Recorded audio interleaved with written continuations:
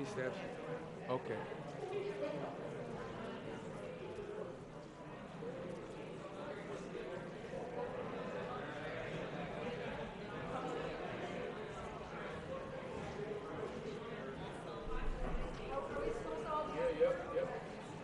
Talking about you, Reverend Harvey.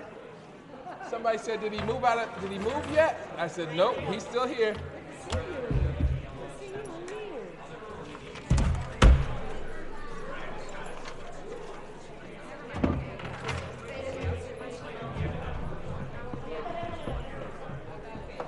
How are you, Willa? Hey, I'm all right. How are you? How's everything in New Orleans? I see two of you made it back safely. Great, yeah.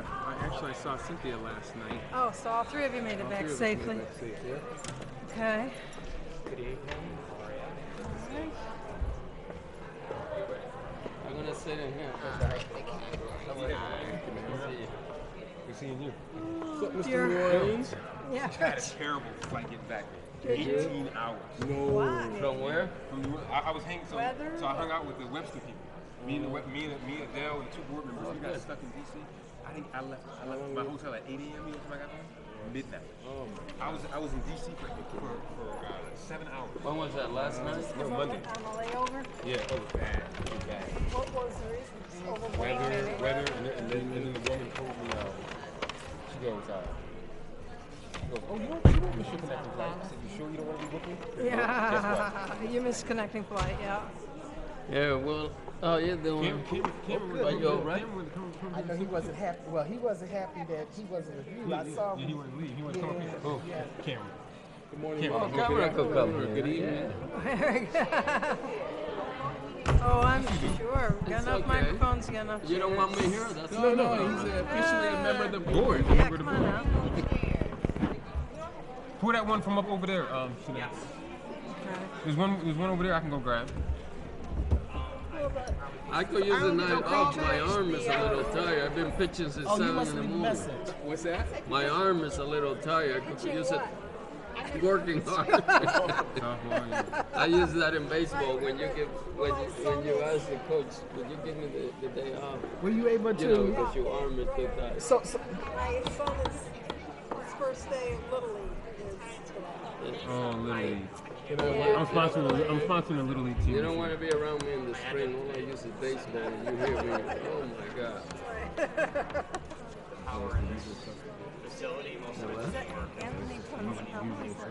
there's a chair right there. What's that chair for? You don't recognize me. You're like 300 pounds. I love my man. What's that chair there for? It's a German.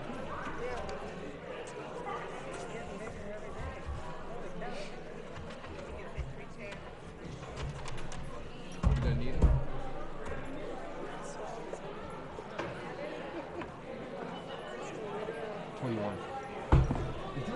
The next meeting is Wednesday, and they're doing city court judge. I got something in the mail. I totally disregarded it. I know. I didn't get anything. It's not at said Unite. RTA, Yeah, right? yeah. I don't know why they changed venues, but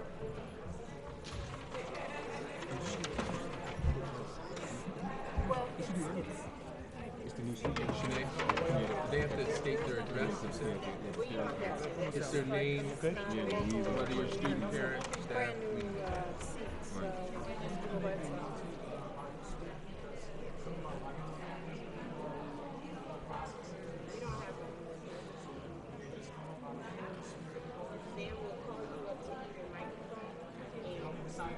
No. You just step to the mic. And Wait, they're turning line. Annabelle. Annabelle. I'm just gonna go from side to side, right? Oh yeah. You want to do it at the beginning or? Yeah. Okay. That would explain why the parking lot's full. Exactly. I said, where are these people? And the cafeteria's full. We There's can't do references. all sorts of stuff going on in That's his thing. Oh, and the. His it's, school has rules, right?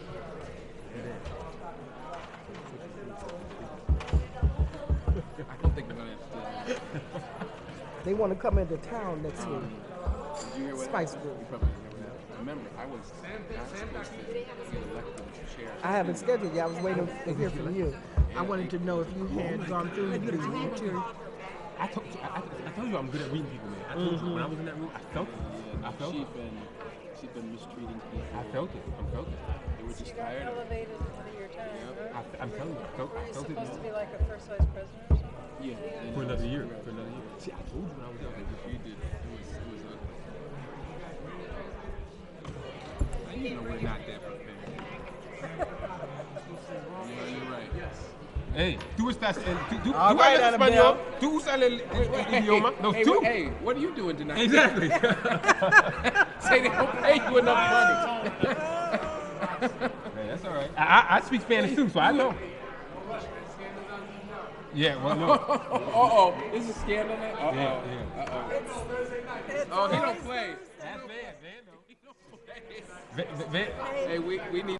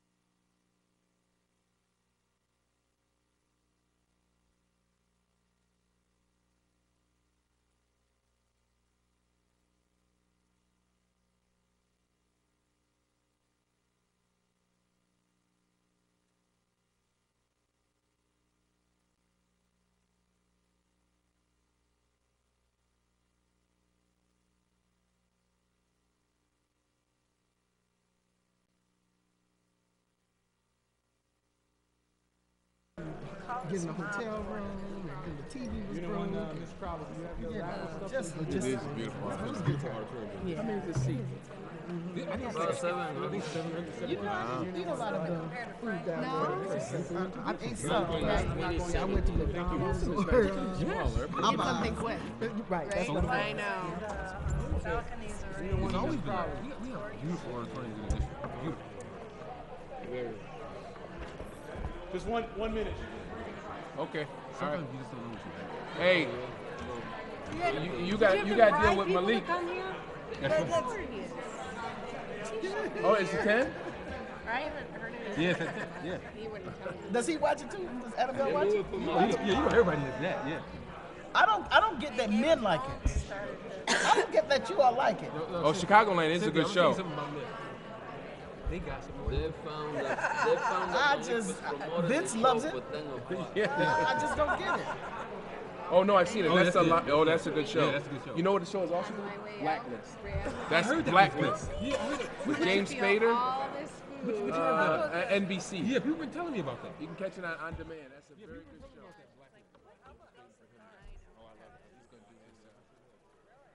We're going to start in a couple minutes. We're just waiting for the raffle to get to where it needs to be. So why don't people start coming in? We're about ready to get started.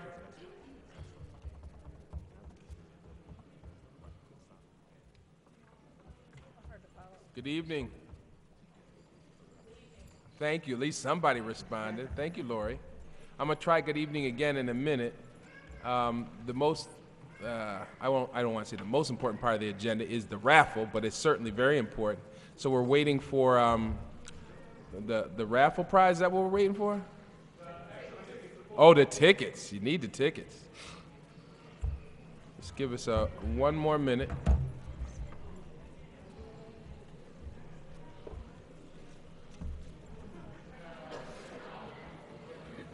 People who are out in the hallway, come on in. We're about to get started.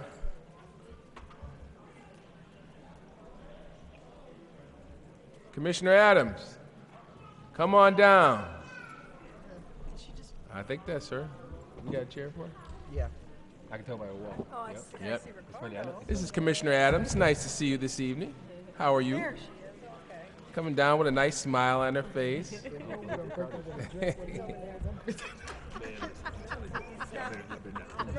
No crutches. No crutches.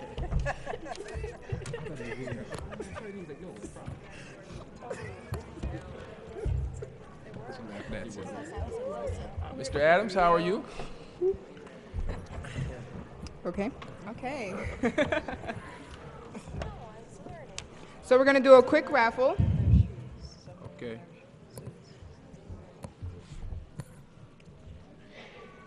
Bless you. Sorry.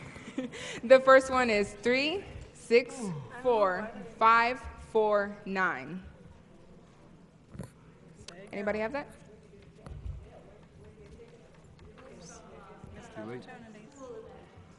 Yeah. You want to repeat the number, please? The number again is 3, 6, 4, 5, 4, 9. No one? Okay. No. The next one is 3, 6, 4, 6, 8, 2. Okay. Man. Oh, Yeah. Bingo. let's go, Austin. Yeah, right. Thank you. This was unexpected.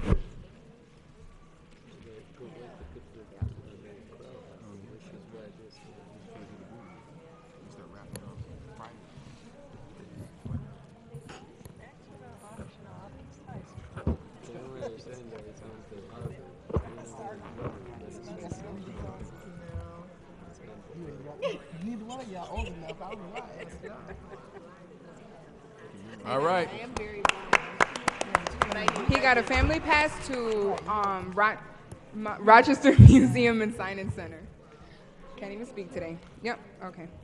So next one is 3, 6, 5, 1, 3, 4. Again, 3, 6, 5, 1, 3, 4. Oh, okay. Come on again, Austin. Same guy? You know the odds of that? Wow. You ought to play lotto. You know the odds of that? You the man. Yeah, Mega Millions. Powerball. Come on and take Check that man's ticket, because I don't know. He might be making this up. Got another one in your sleeve? Wow. Only two of us apply. I have no idea. Everybody else is hating on him. Another family pass. Okay. Oh, did you? Last one. How much you win? The number is 3, 6, 4, 9, 8, 3. Again, 3, 6, 4, 9, 8, 3. Are you kidding me? Wow. No. Again. No. That is No way. amazing. That is not possible. Okay. We'll, Dang. That was the last one. okay, we'll do one final one. Hopefully this time Austin doesn't have to come up again. Is somebody checking his numbers? Hey, Seriously? Come on. what's your name? Sir, what's your name? All right. Can we go to the 7-Eleven together after this is over? 'Cause wow. I'm impressed. Wants to go get lottery tickets with you. We're going to do one final one. The number is 3, 6, 4, 9, 9, 8. Oh, that's good. One more time. excellent. 3, Excellent. 6, 4, He deserves it, Dad. 9, 9, 8. No one? Okay. Okay. We're going to go until we get another winner. Next one is 3, 6, 5, 3, 6, 7. Oh, okay. Come on down. I'm at a Come on and prick your prize. I'll call you. All right. Hello.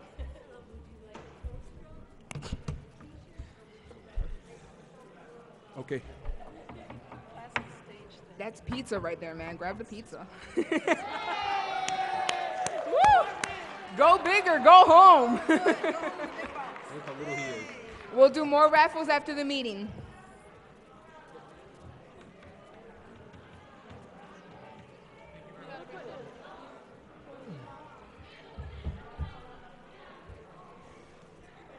Okay, we're going to get started. Ladies and gentlemen, we're going to get started. So if you guys could quiet down for a minute, because I want to read a brief statement. But by and large, this will be the only time you'll really hear anybody up here talk. I want to be very clear about this. This is an opportunity for us to listen. And I know sometimes when we have our public meetings at central office, people get frustrated because you say stuff to us and we don't respond. And the reason why we don't respond is we're here to listen. I've said repeatedly that good leadership begins with listening. And that's what we're here to do today. So this is going to be one of the few things you'll hear from us to just sort of set the tone and describe for you, for anybody that wasn't clear, why we're here today. East High School, as you all know, has failed to make academic progress over the last 3 years. You have to make academic progress under New York State rules because this school has been described as a persistently low-achieving school. It's also described as what the state calls a priority school. The state education department has requested that the city school district submit a plan to address the academic progress of this school by initially April the 30th, 2014. Dr. Vargas and I convened a meeting with the officials of the state and asked them to give us additional time, and they expressed a willingness to give us until May the 15th. So the deadline, and this is the first time many of you are hearing this, the deadline has been extended to May the 15th, 2014. The state education department requires that the plan that we submit include at least one of the following 5 options. And let me be clear about this. Not at least one of the 5 following options. We can decide to close the school altogether and relocate the students, phase out the school and replace it with an entirely new school, enter into a contract with what's called an EPO, an Educational Partnership Organization, and have them take over the administration of the school. Now, I should tell you with that particular option, that EPO would still report to the Board of Education, would essentially serve as a superintendent of East High School. Fourth, we have the option of converting East High School to a charter school. And finally, we have the option of having some SUNY school, State University of New York, take over and provide educational services to the students in this building. As you all know, we had a previous meeting where Dr. Vargas took questions from the audience. It was his opportunity to hear you all and to also respond. As I indicated earlier, that's not how this particular session is going to operate. We're just here to listen. I should tell you that under our rules, you will have 3 minutes. As chair of this committee and as president of the board, I have the option to extend that. We have a lot of people here tonight, so I'm not inclined to do that. I want to make sure that everybody has an opportunity to be heard. If you say something that suggests you want to engage in a debate with somebody here, just let you know. It's not that we're not willing to debate, but that's not what we're here to do.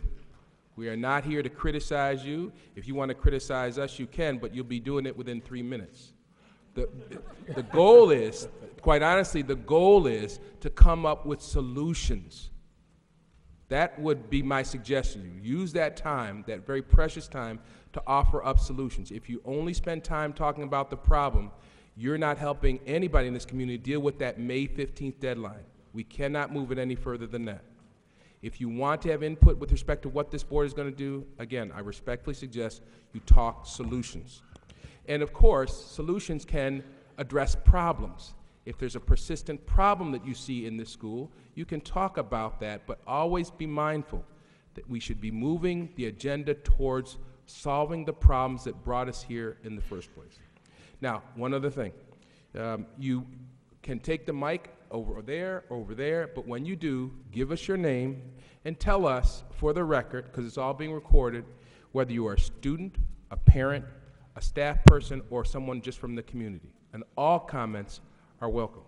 For those of you who cannot stay for the entire proceeding, as always, you can view this on the internet at www.rcsd12.org/RCSDTV, or alternatively, for those who cannot stay for the whole proceeding, you can tune in to City Cable channel RCTV 15. All right? Feel free to approach, and what I'm going to do is I'm going to recognize this mic, and then we're going to go to that mic. So you can line up if you'd like, and we're just going to alternate back and forth.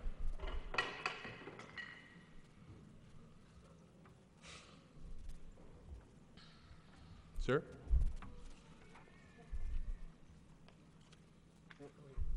Everybody's being so respectful tonight. All right.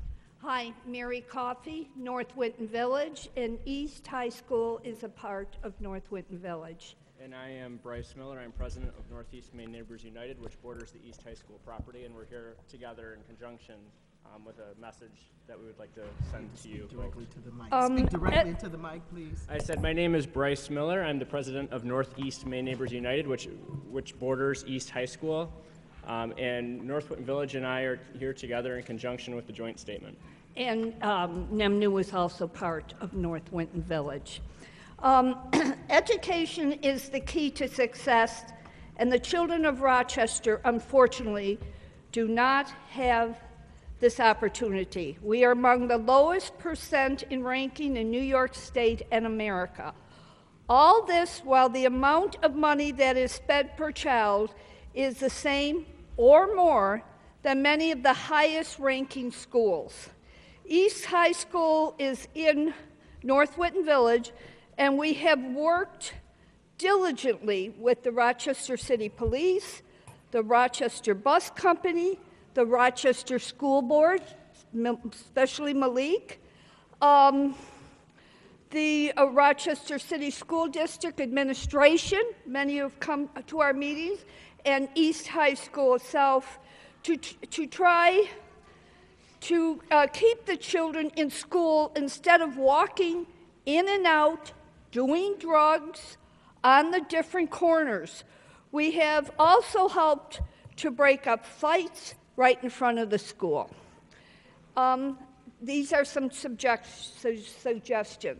The following are just a few suggestions when it comes to the Rochester City School District.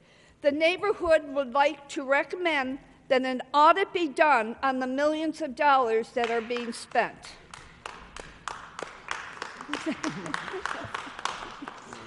The neighborhood would like to partner with the citizens of Rochester, the mayor, the school board, and the school administration for the betterment of East and all our schools. It is time to take them back. It is time our children are educated so that they can be productive adults with good jobs. At this time, too many of our city school children have been lost. Amen. The neighborhood would like to see a strong push for parent involvement and let parents and citizens have more control. The neighborhood would like to see accountability of all individuals who are paid by the taxpayers and are responsible for the education of our children. We would like to see those who are not doing the job correctly be dismissed. We would like the union to work for the children. While we understand that their job is to protect teachers, this should not be done at the endangerment of our children. Mr. Urbanski should be accountable also. All right, the neighborhood. Okay, I'm going to finish up. I won't be 3 minutes. The neighborhood would like to see good qualified programs, social workers, and psychologists working with our children in our schools. Many of our children are angry and suffering due to drugs, violence, and poverty in our community. Many are using or selling drugs themselves, what we can see firsthand living in the neighborhood. The neighborhood would like to see special schools for those who cannot be educated in mainstream schools. We would also like to see remedial classes for children who are behind. These children must be found and supported, or they will become frustrated, depressed, and eventually drop out. The neighborhood would like to see any and all drug sales in and around the school stopped immediately and have law and order around our schools. There are numerous fights, and many children are afraid to go to school. And it is important to maintain the safety of our children in our schools and not let them walk in and around the neighborhood using drugs or getting in trouble, which is unfortunately a common trend within the neighborhood. The neighborhood would like to see the schools, along with the city of Rochester, deal with the different gangs which are taking our city children. We would like to see the higher level drug world that is supplying them and using them to distribute their drugs taking down effective immediately. Thank you. Thank you.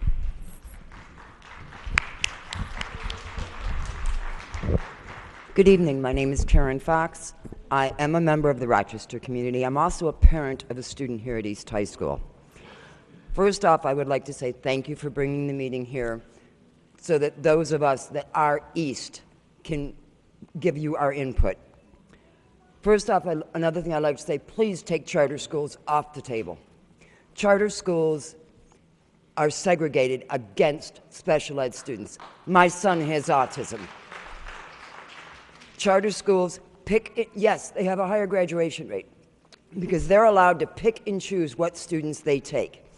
And if a special ed student happens to get in the door, very quickly they find a way to get them out. I think the two plans that are the best is the educational partner or SUNY. Don't take our school and change it. These kids love East. As I said, my son has autism. There's mornings that I say, he's got a headache, doesn't feel well. Why don't you stay home? I can't do that, Mom. I have to go to school. That says something for the faculty in this building, that they are there for the students.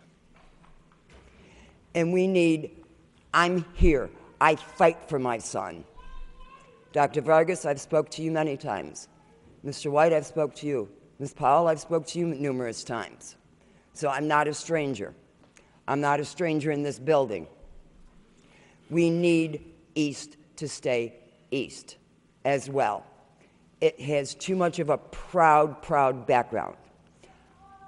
I have been part of the Rochester City School District for well over 50 years. I went to 34 school back in the early 60s. I've seen the changes, not all of them good, that the district has gone through. We need to keep this school good. There's good faculty, good staff. We need to keep that goodness that's there. The ones who are really actually fighting for our children, not with our children. The ones who are teaching to our children, not at our children. And believe me, there is a major difference. Thank you.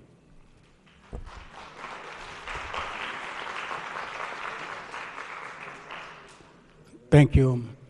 I'm Reverend Harvey, a retired pastor from the Peace Baptist Church.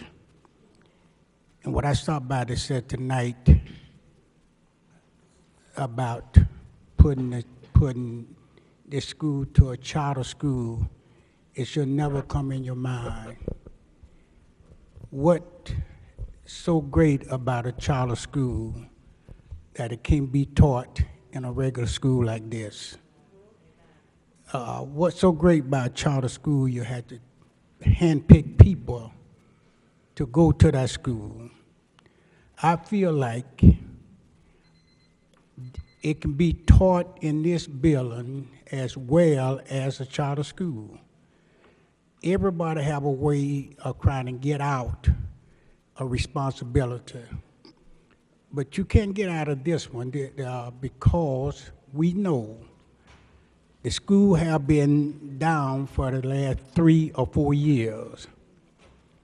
We know one thing, and it was a big article in the paper about the city school district, the more segregated school in most of the state. And also is one of the discrimination school also. So what that would tell me, that we need the people who are responsible to teach our children in order to get with someone and make sure that every child be educated. I have a program to the church, and the title of the program is Teenage in Crisis, and they are in crisis. A lot of you sitting up on the board, you don't understand a lot of these teenagers. I do. I know what they're going through. I be with them most every day and be trying to show them, they try to think on their own that Education is very important. Until then, you won't be able to do anything. I went to school here, and it was in 59, 58, 59, and 60, and I went over to Franklin School, and it's a different ball game from the time I was going. There were people that cared for me. The school during that time was the majority of white people during that time. But still, I was able, and I just had came from Georgia, and I was able to mix in because I was taught, unless you get it, you'll be left out. If you don't get your education, you'll be left out. And that's a lot of things in school. See, when I was going to school, they had what they call different workshop.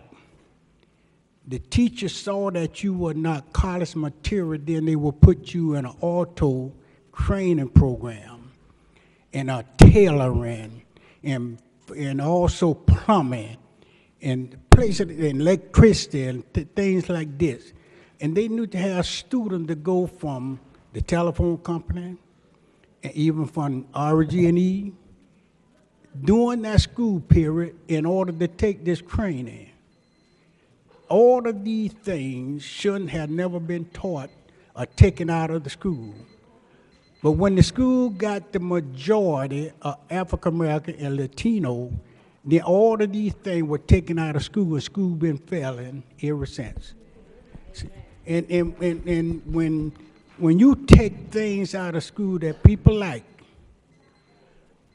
I don't see how some of you all can sleep at night when you know the school is failing and you can do something about it and you won't. I don't see how you can do it.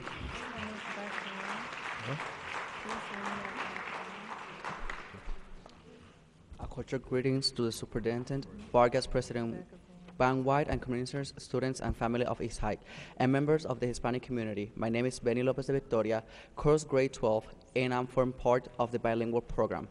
I'm a person that at my age I learned many things, one of which is the right of the others and respect their decisions they make. Many decisions, if they are supported, they are good to help the rights of others and do well for the future. There are many ways to help everyone, as helping them looks at their problems and find positive solutions and that bear good outcomes. At East High School, there are many students who go through problems and difficulties, problems that affect their daily living in their classes and in the home. Many have fear of getting solutions because they are not know if they will do to the good in their life, or many are afraid that they may be discriminated by their talents or their beliefs, among other things. Their difficulties can cause getting distracted, that they lose their classes and lower grades. Many are affected and makes them throw in the towel and give up, when we are all winners if we chose to be. East High School Bilingual Program is a program which helps and supports many, no matter their background or their sexual orientations. They are only focused to help their students and their achievements in their life, in their daily living, but unfortunately, few resources have few found for this program in order to flourish. Many of our bilingual teachers are very helpful, but we need more, which is a solution. More teacher of our main language is the Spanish, and great counselor who speak the same language. That will help us to focus on something positive into something that will inspire us, future students, or those who are present today in any profession are great support for others. It's not easy to be a young Latino because we don't understand their language, we don't understand their race, but we have much charisma and talent. We believe in us and that we make a good future for our students, or to any Latino or any student of any background who needs support. We can do good for everyone if we will unite. Can do great things together with the help of God. We can do good. Now I'm gonna read in Spanish as my first language. So, Un cordial saludo al superintendente Vargas, presidente Van White, comisionados, estudiantes y familia de East High y miembros de la comunidad hispana. Mi nombre es Benny López de Victoria, curso el grado 12 y formo parte del programa de bilingüe. Soy una persona que a mi corta edad aprendí muchas cosas. Una de ellas es cómo defender los derechos de los demás y respetar las decisiones de sí mismos. Muchas decisiones no las apoyo. Si las apoyo, ya no son para el bien, para ayudar a los derechos de los demás y hacer un bien para el futuro. Hay muchas maneras de ayudar a todos, como ayudarlos por mirar sus problemas y encontrar una solución positiva y que dé un buen fruto. En la escuela secundaria y high school hay muchos estudiantes que pasan por problemas y dificultades, problemas que afectan en su diario vivir, en sus clases, en su hogar. Muchos tienen el miedo de conseguir sus soluciones, pues no saben si van a hacer para el bien en sus vidas, o muchos tienen miedo porque los discriminen por sus talentos o sus creencias, entre otras cosas más. Eso causa que se distraigan, que pierdan sus clases y bajen sus notas. Eso a muchos les afecta y hace que tiren la toalla y se rindan cuando todos somos ganadores si lo decidimos. El programa de bilingüe de la escuela East High School es un programa a la cual ayuda y apoya a muchos, no importando de qué parte son o qué cualidades sean de ellos. Solamente están enfocados para ayudar y lograr en sus estudiantes un logro en sus vidas, que es en su diario vivir, pero lamentablemente tenemos pocos recursos, pocos fondos para hacer este programa que florezca.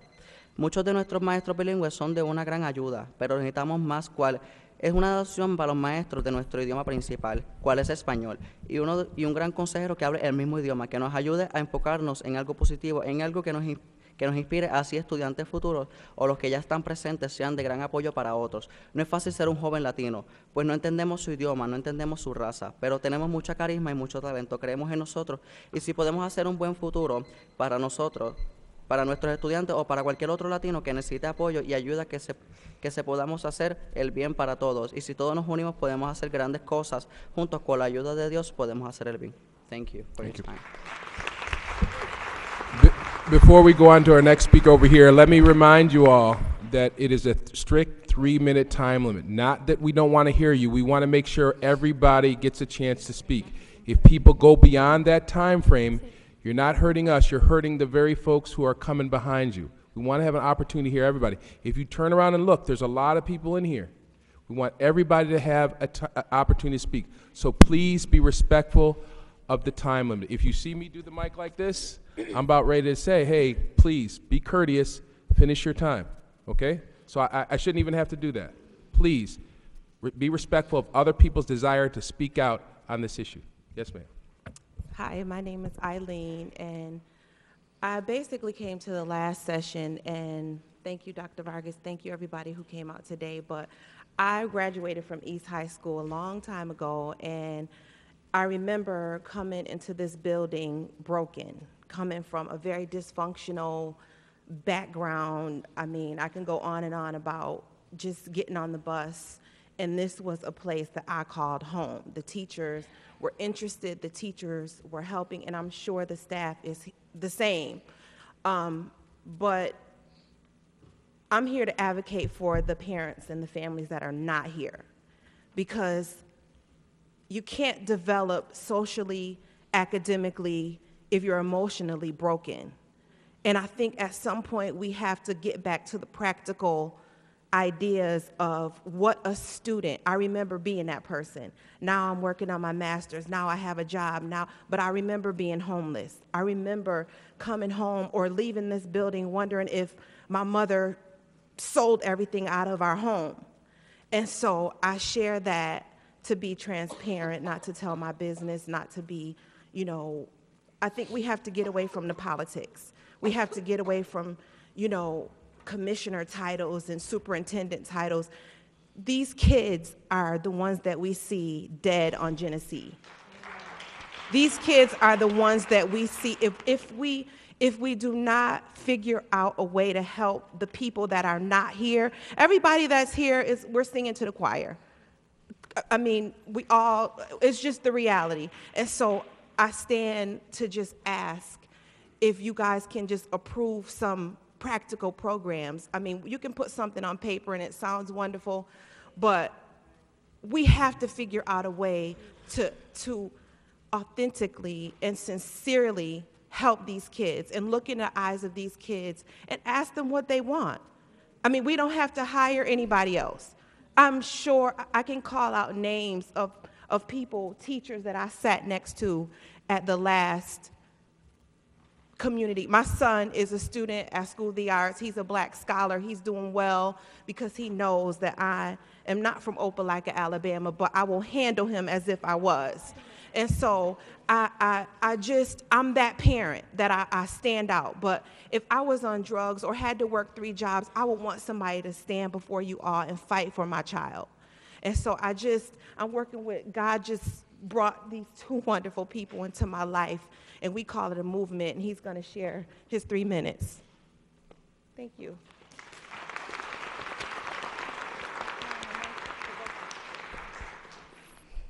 Hola, muy buenas noches, doctor Vargas, Ben White, comisionado, estudiantes y familias de East High y miembros de la comunidad.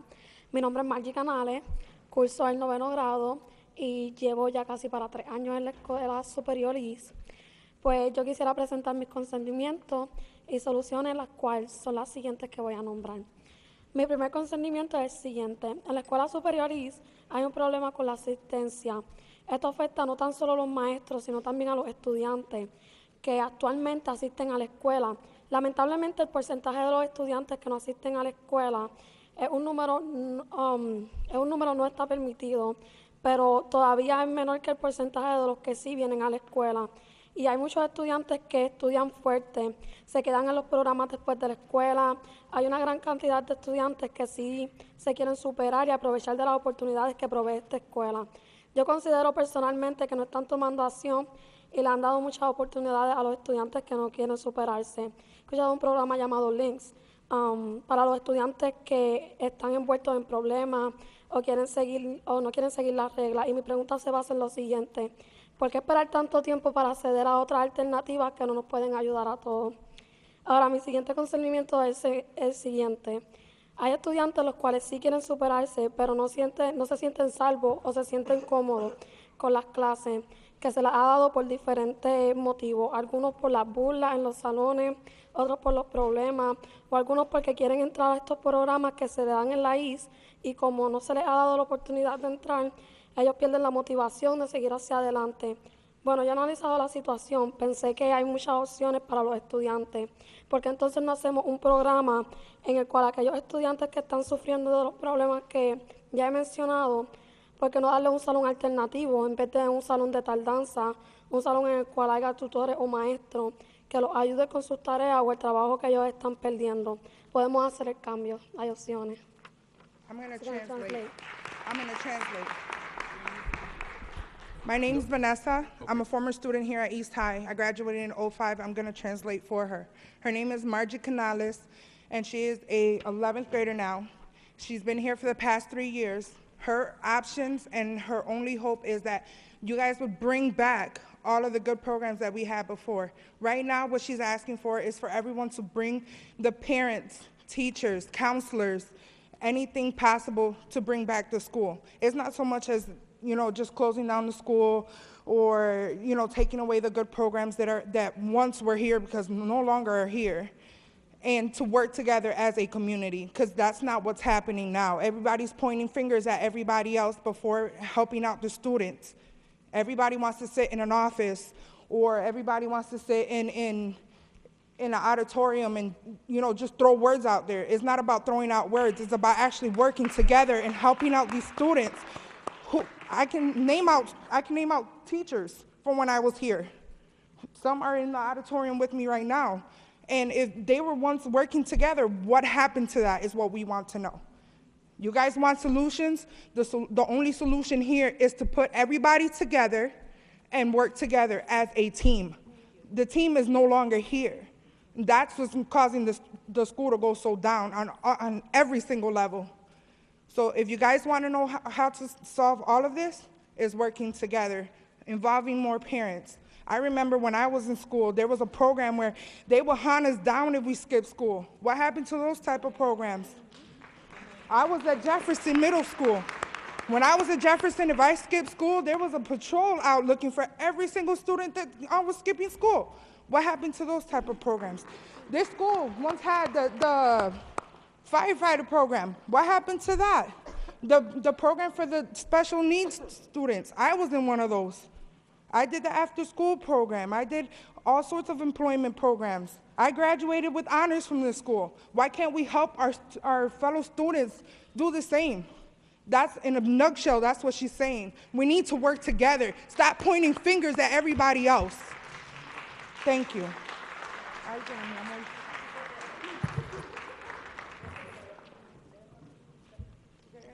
Good evening. My name is Paris Bryant, and I'm a fourth-year student at RIT. I'm a product of Rochester. And basically, I just wanted to say that through my life, I realized that education, it's not a privilege, it's a right. It's a natural-born right. And we always say that we want the children to be educated, but it just seems that a lot of funding is being cut to educate these children. And I understand things cost money. I understand that that's my major. But like the young lady over here said, there has to be a better sense of unity. The community has to come together and basically get things done. But the one thing that I remember when I was younger and I was in high school was that people actually asked me as a student what did I want to see get done. And people actually took the time to listen. And I'm not saying that you guys didn't do that, but from what a lot of people and their concerns here in this auditorium seems like that just didn't happen. And to sit there and plea for a charter school, it just seems like it's a cop-out. It's like you're giving up. And if you're giving up on East High School, that means that you're giving up on the students here.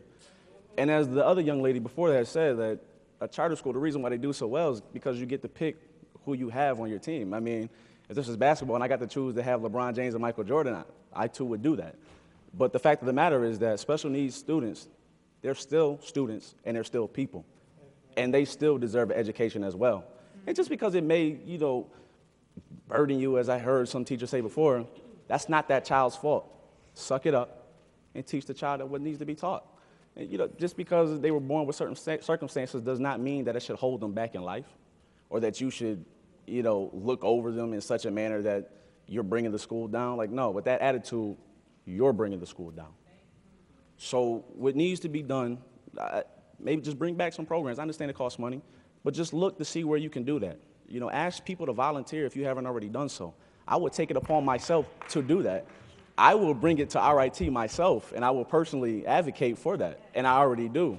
And I'm a part of this program called the MOCA program. Had I heard about this problem earlier, I would have loved to bring that to my MOCA brothers and found ways to have helped you out in this situation. So basically what I'm getting down to as my time dwindles down is just that don't stop fighting. Believe in these students. I see so many students here today fighting for you to keep this school the way it is. And I bet there's millions, I almost say millions, there's other students as well who wish they can get up and have the courage like these students do here to say that as well. So just don't give up on them, Don't cop out with a charter school. Just fight, so just fight. That's all I got to say.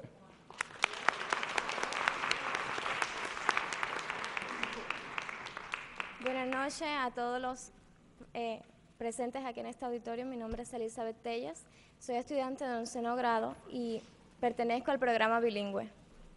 Her name is Elizabeth Teles. She is an 11th grader here at East High, and she is part of the bilingual program.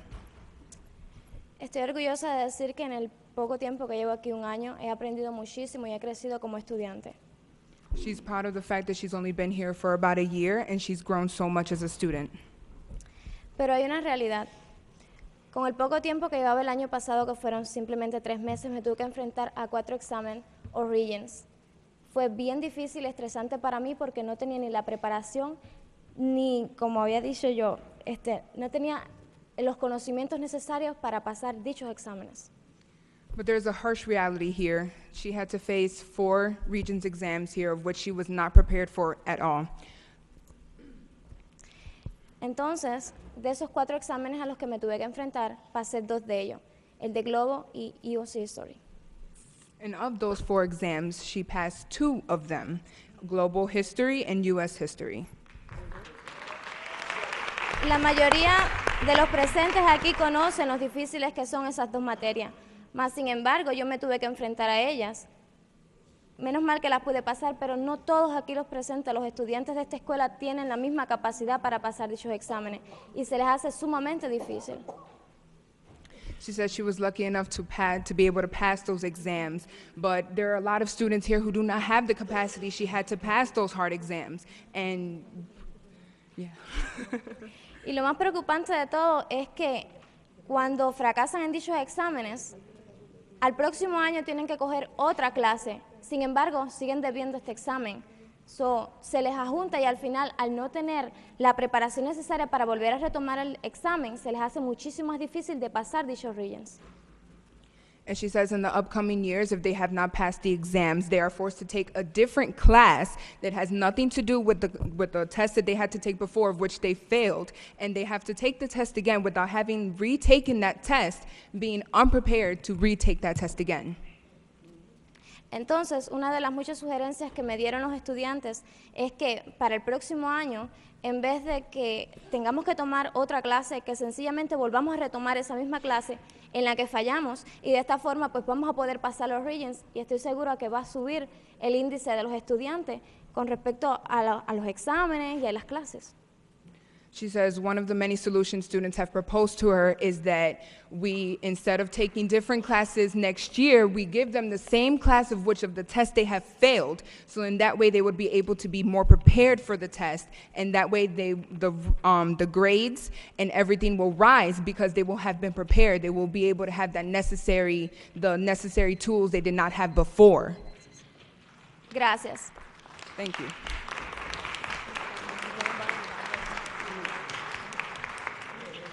So, hello everyone, my name is Alex. I'm a fifth-year student at RIT. I'm actually not from Rochester, but have actually lived in the city for about 3 years now. I just want to make 3 points. I actually grew up in Baltimore, which I grew up in a very broken situation. I was homeless for a while. I had a hard time in school, but I ended up graduating in my high school with a 3.6, and I went to RIT almost full ride scholarship because of the programs that we had in my school, and because of the mentors that I had, the teachers, the guidance counselors, they uplifted me.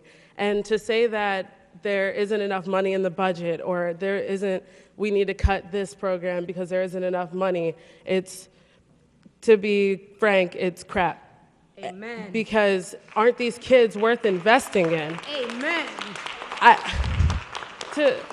It's kind of insulting to them to say, oh, sorry, we don't have the money for this program to educate you, so we're going to put it into something else. It's insulting. These kids are our future. And a second point that I want to make is, have you asked these kids what would help them? Yes, I actually did some research. You did ask kids, but it was the top A's and top B's.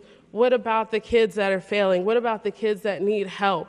I think if you actually implement them in the program and take their ideas and actually listen to them, then they will actually follow along with it. And sorry, this is really passionate to me and I'm nervous. But that's pretty much all I had to say. Thank you. Good job.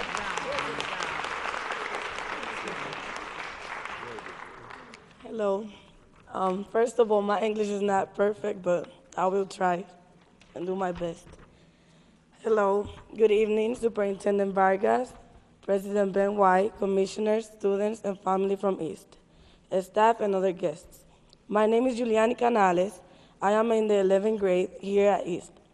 I belong to the TLI program, which stands for the Teaching and Learning Institute, an excellent program for future teachers, mentors, social workers, and educators in general.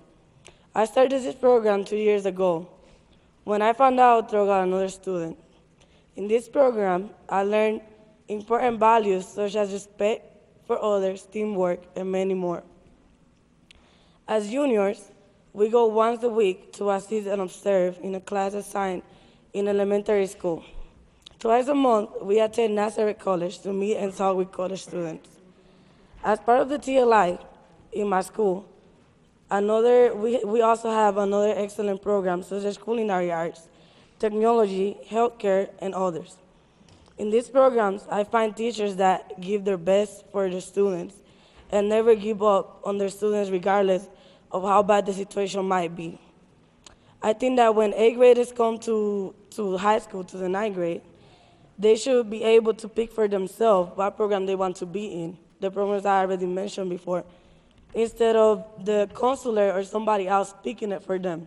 That way, the students will be more focused and come to class more often, happy, motivated, and in a program that relates to them.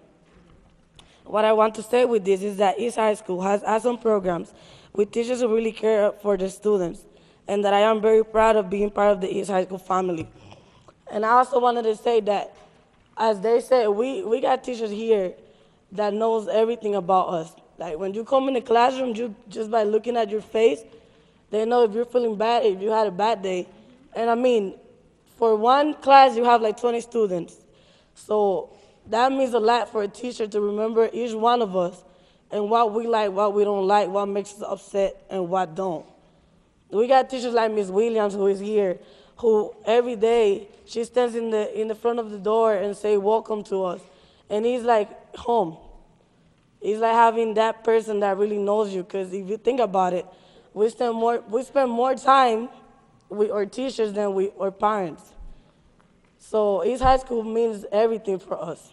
And like he said, maybe if you give us another opportunity, and we don't have to get rid of East High School. We should just make the program stronger and reunite and make more stronger ideas. Thank you.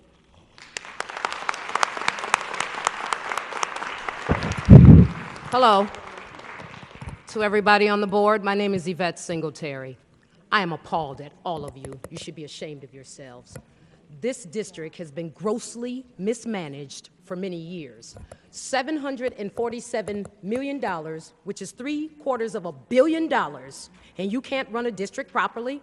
You, Mr. Vargas, no disrespect, you need to be terminated. You do not report.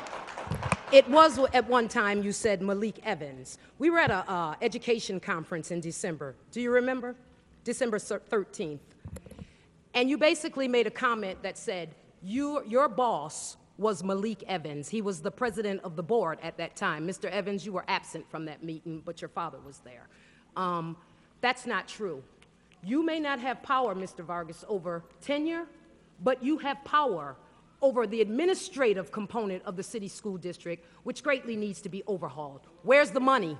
$747 million, and children don't have books. There are not counselors in these schools, all of them, not just East High School. The resilience for these students is extremely important.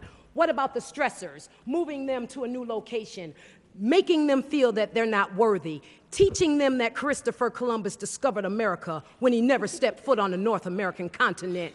We need African American and Latino programs in these schools.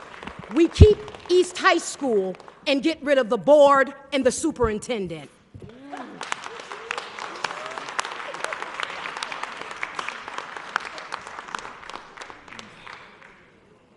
Hola, muy buenas noches. Dr. Vargas, presidente Banway, comisionados, estudiantes y familias de East High School y miembros de la comunidad. Good evening, Mr. Vargas, President Van White, commissioners, students, and families of East High School, and members of the community. Mi nombre es Jafresi Belliard, curso el grado 11. Her name is Jafresi Belliard. She's in 11th grade here at East High School. Llegué aquí el 1 de marzo del 2012 de Quiqueyana, la República Dominicana.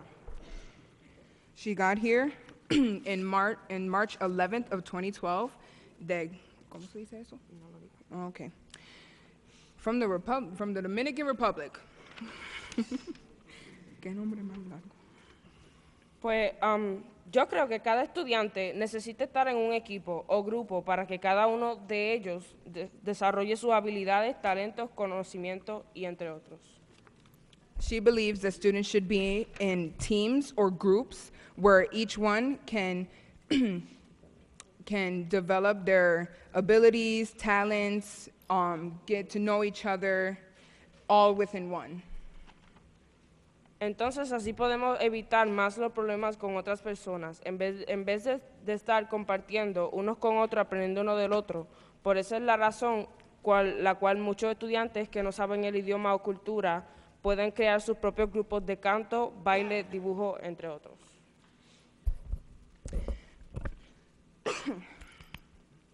Okay, that she says that way they can avoid more problems with other people, and instead they can become sharing their knowledge with each other, and they can basically, she's just saying they can mix in with their cultures, they can bring all of their abilities and be able to share the good things that all of these students have, because all of these students here have something good, and she says that they can share that with each other instead of bringing the bad from what these people say is the streets. They can bring it together so that they can bring the good things out of what people call bad. Esta es una de las ideas para que nuestra escuela sea mucho mejor. Muchas gracias. This is one of the solutions she proposes so that for East High. Thank you.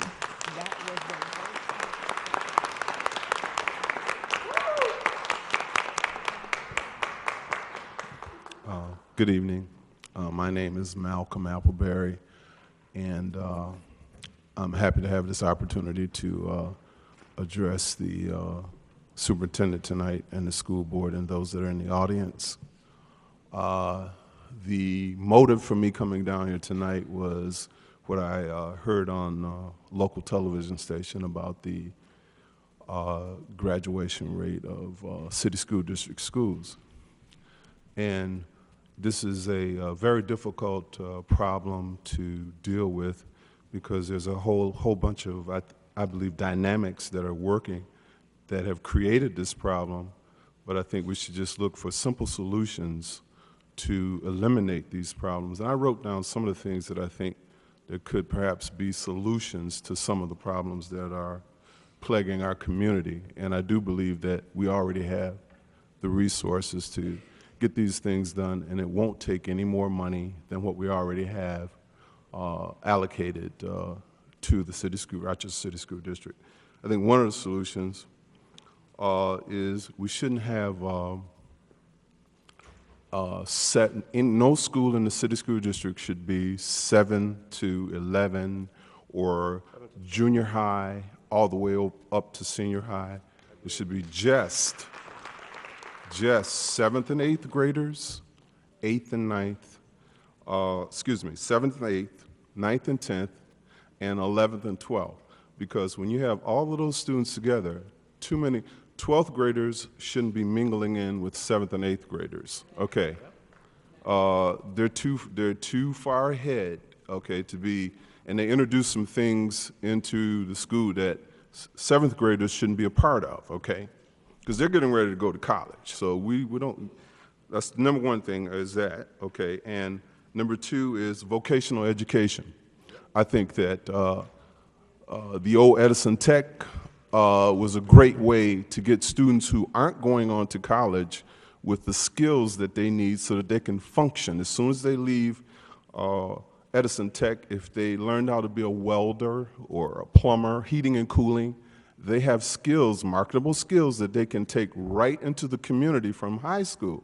Okay, we should have more than just Edison Tech. We should have at least 2 vocational education schools and systems, which could also double in the evening for training adults who need continuing education.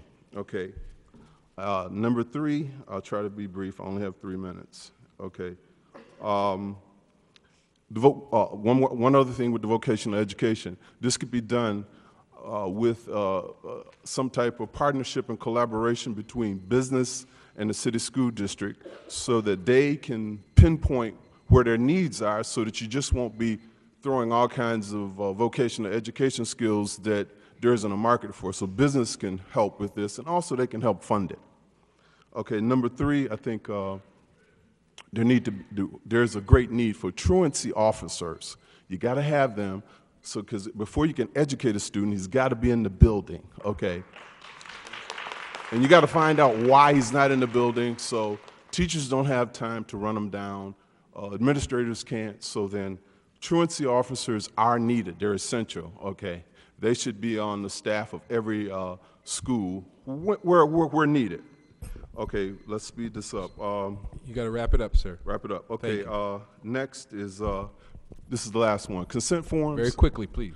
Consent forms. I think consent forms so that if parents aren't able to come to school, so that someone else can advocate and also sign forms for the parent. Those consent forms are also needed. Thank you very much. Have a good evening. It's always good to remind folks, again, be respectful of other folks' time. When you go beyond your 3 minutes, you're hurting somebody else from having an opportunity to speak. So please, when you hear that bell, just try to wrap it up as quickly as you can. Thank you. Good evening, ladies and gentlemen. My name is Dan Vega. I'm a retired school counselor. Worked here at East for quite a few years, and I still have quite a few staff members that know me here. First of all, I'd like to commend Dr. Vargas on putting social workers at the elementary schools. I think that's greatly needed. One of the other things I would highly recommend also, I think we're the only district that does not have counselors at the elementary school. I think that is greatly needed, greatly needed. The other thing I think that will help not only East High School but every other school is social promotion. We have to stop that one way or the other. A student can fail 7th grade and 8th grade and continue and be placed in 9th grade. Here's a student that has failed junior high 3 years consecutively, and now the teachers in the 9th grade are supposed to work miracles. It's not going to happen, so we need to stop that. The other thing I had, and last time I was here, Dr. Vargas mentioned that because of poor record keeping, this school should have had 50% passing rate, but because of poor record keeping, it was not. Now, why is the school then being penalized? Because of a district mistake. You know, honestly, that's really crazy. The other thing is, one thing that will help many schools is, like one of the ladies said, we need support staff. We have, in this building, no records keeper.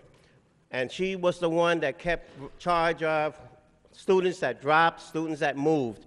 We have no book clerk. We have one librarian for this entire building. Come on, you know, how many, I hate to say it, and I said it before, if you look at a yearbook of 10, 15 years, and you look at a yearbook now, how many administrators are in one building versus teachers and students? You know, one administrator can pay for, I bet you, all those support staff. You know, you want to help? You want to help the 9th graders? You want to help them? Let's stop the social promotion and keeping them, you know, promoting them to 9th grade and then expecting miracles from these educators here. I think the teachers in this building give 100%, but unless the board does something, no school, every school in this district is going to be on that review board. Thank you.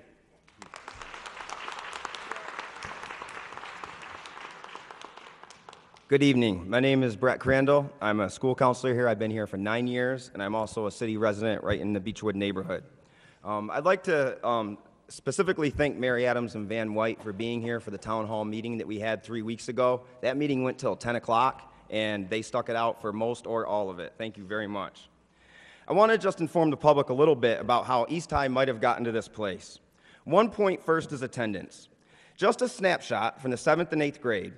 For ELA and math state testing, we have to do home visits for 3 straight days just to get students in for the exams. I want it to be noted that if we don't test 95% of our students, that's a state mandate. We go on the need for improvement list. If we just let that be and made no effort to get students, we would probably test around 80 to 85%. Not to mention the fact that very few of these students are in the proper mindset to take these exams or even understand the importance of them. It will often take a lot of coaching, prodding, and encouraging just to get students out of the door. But if we don't test 95% of the people in Albany with the bow tie starts waving his finger at us, it's your fault, it's your fault. Second point, students coming to us that don't meet proficiency. I want to preface this just for a minute. I hate the negativity that goes around the data surrounding our students. Our students should not be seen as failures. Yeah, they hear all the rhetoric. They hear the reports that call them failures. But I just want to bring up 2 data points here tonight, and that's it. 1% of students entering the 7th grade this year met proficiency in math and ELA before they ever stepped foot in East High campus. This is a huge problem, but is it East High's fault? And before Common Core, 11% of the students entering 7th grade met proficiency. 3rd point, staff turnover. Mr. Soler, our wonderful principal, started 5 years ago and worked hard to successfully change the culture and atmosphere of East High School. In his 2nd year, he lost 36 full-time positions due to Brizard's equitable student funding that was introduced. We warned about this. Unfortunately, it was adopted 4-3 by the school board. There's one person on the board that was not responsible for that at all. Some of the positions we lost were RTI, PBS, administrators, attendance liaisons, school safety officers responsible for student safety. This created a huge changeover in staff due to displacements and resulted in lost relationships and trust with our students. Remember, there is also a learning curve for new staff members into such a large school, too. I remember the East High staff voicing concerns about this. This is a big part of the budget gap. The budget gap that year, a big part of it was because of the increase in charter school enrollment, which just continues to grow and grow and grow. That was also part of Brizard's Broad Academy agenda. We are suffering the Brizard days still. The 4th point, the transient student population. Just this year alone, 10% of East High's population that we currently have come to us during the middle of the year. New entrants come from many different areas, and that is part of the beauty of a large public, I want to say public, comprehensive high school. But it is not uncommon for us to receive many students back from charter schools midway through the school year or just before testing time. Students are dismissed for a myriad of reasons: poor attendance, behavior, low academic performance. These private schools without tuition do not play by the same rules, and something needs to be done about this, especially since they already skim from the top. I also have a concern about possible future graduation rates for all buildings. Not offering general math or general science courses the last 2 years, students are going to have a difficult time getting their 3rd year of both subject areas for graduation. I worry about this. A couple of possible solutions. Sir, you got to wrap it up. Okay. Very quickly, A please. couple things really quick. East High is not alone in this. This has happened at Douglas, Edison, Franklin, Marshall, and it will happen again. Who's next? When do we say enough is enough and start to address the real issues that face urban school districts across the state? I just found out this week that they're closing Fowler and Syracuse. They received the same letter we did. We need to fight back and advocate for our urban school districts. I have one more paragraph, which are set to fail in the current systems that are now in place. Our kids are not data systems. We receive students from all walks of life and work tirelessly to mold them as people. Each student takes a lot of time and energy. This is a lot of work that is done that cannot be reflected in data, and it is something that I think East High does the best at. We might need to come up with a different data system to analyze urban public schools. It is called differentiation. You ask your teachers to do it every day in the classroom. The needs of urban schools are not the same needs as suburban schools, and you cannot necessarily measure them the same way. Sure. Thank you so much.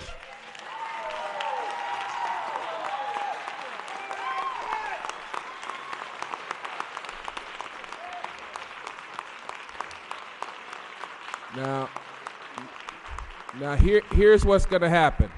Here's what's going to happen. If everybody does it, and this isn't a comment on what he said. This isn't a comment on what he said. This is a comment about respecting other people's opportunity to speak. So if everybody did exactly what he did, and again, I'm not commenting on what he said. You have every right to applaud it. But the rights that I'm talking about is everybody having the right to speak. If everybody did what he just did, nobody would have a right to speak. All right? There is a 3-minute. What time are we leaving the building, man? There is a 3-minute time limit, and there is. Someone just asked me how long we're going to be here. Personally, I will be here just like I was a few weeks ago until the last person. Listen. Someone asked me a question. How late does this go? This will go, as far as I'm concerned, until the last person is standing. So then, if somebody has But listen. If someone wants to speak after everybody else has spoke, you can come back up. Okay, that's fine. All right? That'll work. 3 minutes. Yes, go ahead. We're over here. I promise. promise I'll be courteous. My name is Sandra Lake. I live in the city. I did not attend East. No member of my family, as far as I know, attended East. I began working with the North Winton Village Public Safety Committee many, many years ago, and through them I became involved with East because what they were doing with East seemed to work. It seemed to help. The first thing I'd like to say is, gee, I wish 3+ years ago, when East was on the failing schools list, we would have done this. Wouldn't that have been great, and wouldn't have all the suggestions helped, possibly? But East is on the failing schools list, and even the Board of Education is not going to really be the final decider in what happens to East. It's going to be the state of New York. And I see charter schools not as an option. It takes too many years. I don't see a private enterprise coming in just because nobody stepped up and said, we'd like to run your school for you. The only option I see, closing the school, getting rid of Annabelle, giving it a different name, we've seen that done over and over again. It hasn't really improved the schools. It's kind of a worthless idea that the state has. But possibly partnering with a SUNY school, and hopefully MCC might be interested, or GCC, or I don't know, OCC, for a couple of reasons. They do offer more of a BOCES at the community college level, and it might be something that would stir a passion in a high school level kid, also keep them in that frame of mind of attending college.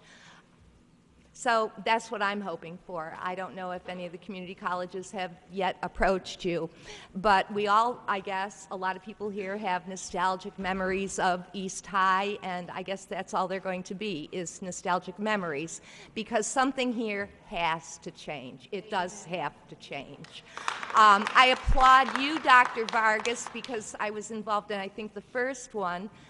There does need to be something between our PD and the school district regarding truancy. There was years ago, but you have stepped up and you've started the truancy blitz.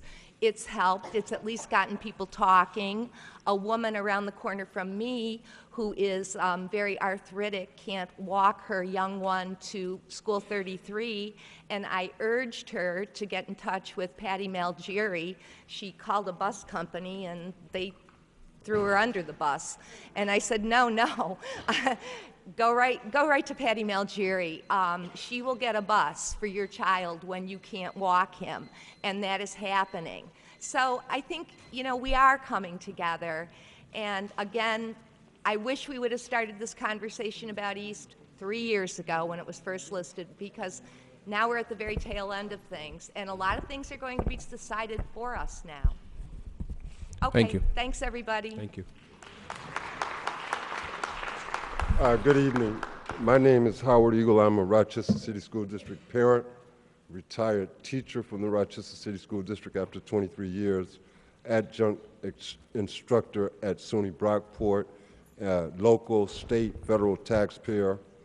I'm glad that you agreed to let people come back up after everybody have their 3 minutes, because this is part of the problem. You can't be serious that you want people's input about solutions and then tell you got 3 minutes to give it to me. You can't be serious. You can't be. So I know it's going to take more than 3 minutes for me, because I have some real ideas about solutions. I said to some of my colleagues, I know they're not going to listen, but I'm going to say it anyway, right? And I was skeptical about even coming here to speak, because I call her the Twitter lady. I thought she might be here, and I might say or like, or she'll Twitter. Ex-teacher was up there trying to speak, and he couldn't get a sentence out without saying, you remember that happened at the last hearing, right? And so I was skeptical about even coming, because I don't want that kind of stuff out about me that I don't know how to speak, I don't know how to articulate, and so forth. But anyways, here we are. Look, there's no doubt. You can't find, everybody understands that this is a crisis. And it's an old crisis. And it's systemic in nature. It's not just about East High School. It's about the whole Rochester City School District is in crisis. And so if you're really going to solve this, there is every PhD knows this. There's absolutely no way to do it without taking a systemic approach. Nothing else is going to work. It truly has to be systemic. Now, in terms of, and East High School could be the case study of how you can do it. See, so with every crisis comes opportunity. Those two seem to go hand in hand, right? Every crisis creates an opportunity. We have a golden one right here now. These are real solutions I'm talking about here now. In terms of the options, I hear the community saying, I hear the teachers, the parents, the students, everybody saying, we don't want to close East High School. Clearly, they don't. I hear the superintendent saying, I don't either. All right, so it's going to stay open. Seems like the most logical option is, and I've studied this stuff, is this idea, the new language now, the EPO, the Education Partner Organization. That seems like the most logical option, that to me. But you're looking in the wrong place for potential partners. You're looking in the wrong place. RIT and MCC and St. John Fisher and Brockport and Geneseo don't know nothing about urban education. They don't have no expertise in K-12 urban education. But there are plenty of people in this community who do. Got lots of expertise. So I'll come back because I want to lay out to you a real idea of what to do.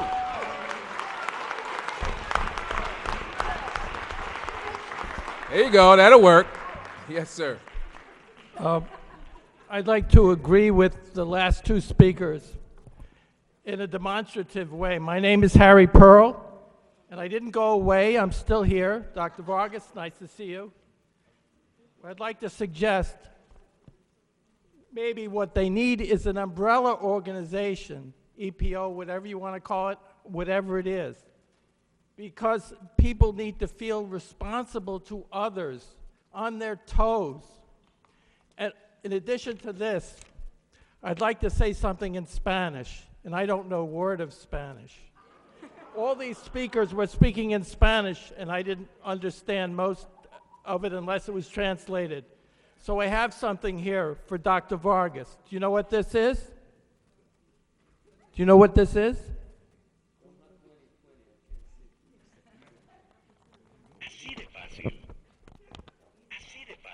Can you hear that? What did the button say?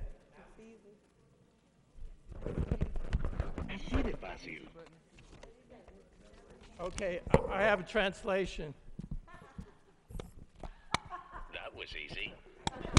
That was easy. Okay. Observation. The word east is a four-letter word. The word easy is also a four-letter word. The two words differ by one letter.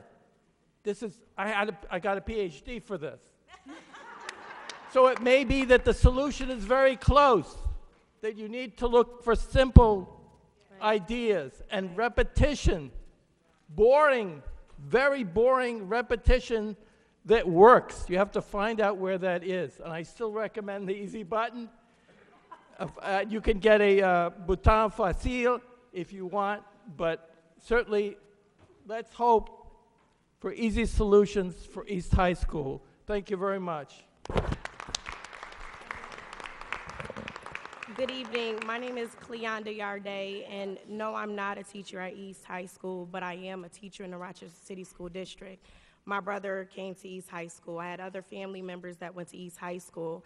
And when we look at how we think that this is such a big organization, but what affects East High School is going to affect me at NRCS. And if we don't begin to open our eyes to the systemic issues that are plaguing our district, we're not looking at, I just came from a great PD at Wilson Foundation, and a gentleman said it very clearly.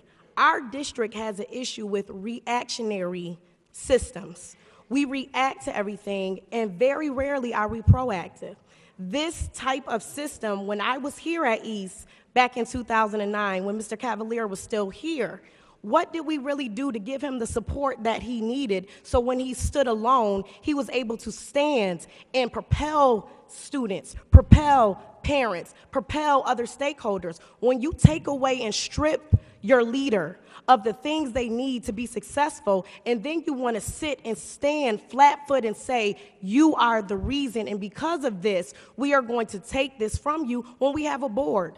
We have a board who is supposed to go and visit schools. We have a board that's supposed to interact with the students, with the teachers, with the administrators. So when you sit down and make resolutions, your resolutions are full of solutions and not these ambiguous things that are not obtainable. SMART goals is what the district needs to go back to. So if we think closing East is just going to stop with East, it's going to propel to other schools. And if we don't wake up as a community to understand, I may not be a teacher at East, but what is affecting East is going to come to my house. And if I don't want my house to be corrupted, I have to stand with this leader and say, this foolishness is going to stop.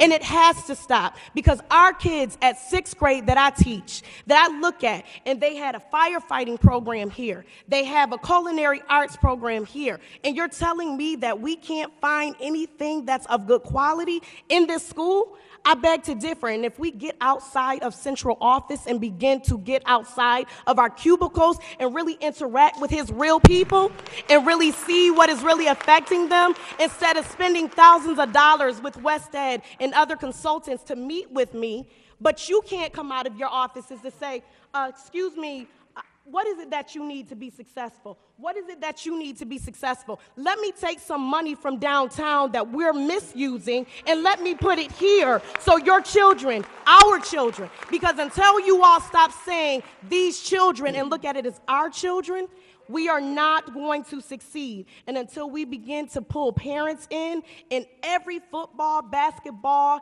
game that you had, I would have been standing flat-footed. Tear down these board meetings to let them know we can and must make a difference, and it's going to start today.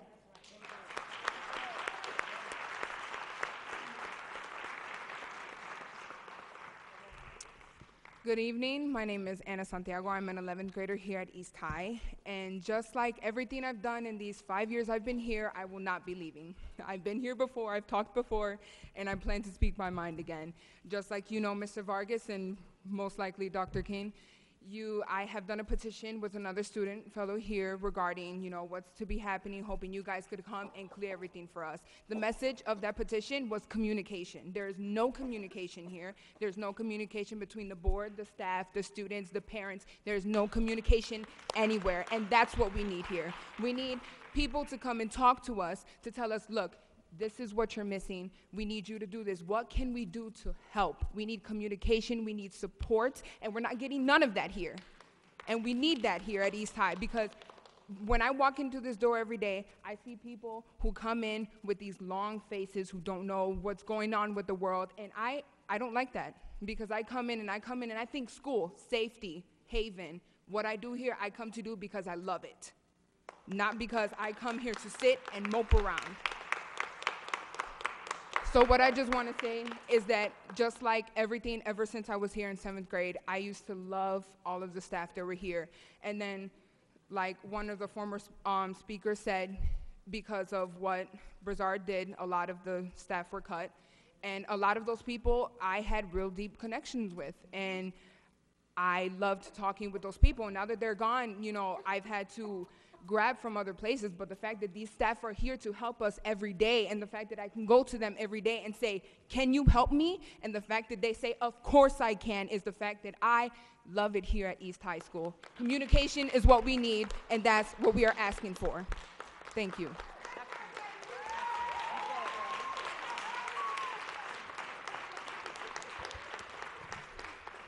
Good evening, board members. My name is Kyle Crandall. I'm a 13-year teacher at East, 16 years in the district, and neighborhood president of Beechwood, and live on the corner of Grand and Denver. I'm fully invested in this community. I have evidence for you. We live in an evidence-based system. Here's evidence. So if you're taking notes, here you go. Point number one, let's talk about the true graduation rates. These rates are what are publicized by the New York State Department of Education, not our CSD, not our own. These are New York State Department of Education. The last time East High School had a overall graduation rate below 50% was the class that entered ninth grade in 2002. That is the last time we were below 50% for an overall graduation rate. Now, all we hear is 40 to 42% in the last 3 years. That's the 4-year graduation rate. Here's what I don't understand. SUNY schools, who get to pick and choose what kids go to their schools, have the same person that oversees them in Commissioner King. They get 5 years for a 4-year program. Their graduation rates are based on 5 years. Yet we, who educate anyone and everyone from across the globe, 21% of our students are special ed, 23% of our students who attend East High School, their original language was something other than English. We take everyone, and we only get 4. Right. So our graduation rate is not 40 to 42%. It is above 50% for the last decade.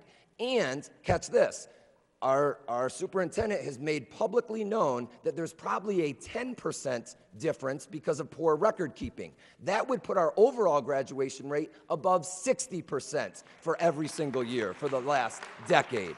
Now, let's talk about staff turnover. Dr. Vargas says our kids need more stability. Annabelle was given the job 5 years ago. Since then, 46% of his original administrative staff remains. 51% of his original teaching staff remains. Where's the stability? And we're going to shake it up all again. We just heard from our last student.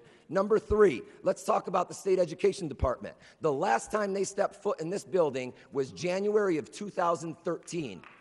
It took them 10 months to develop a report. We received the report at East High School in October. 10 months.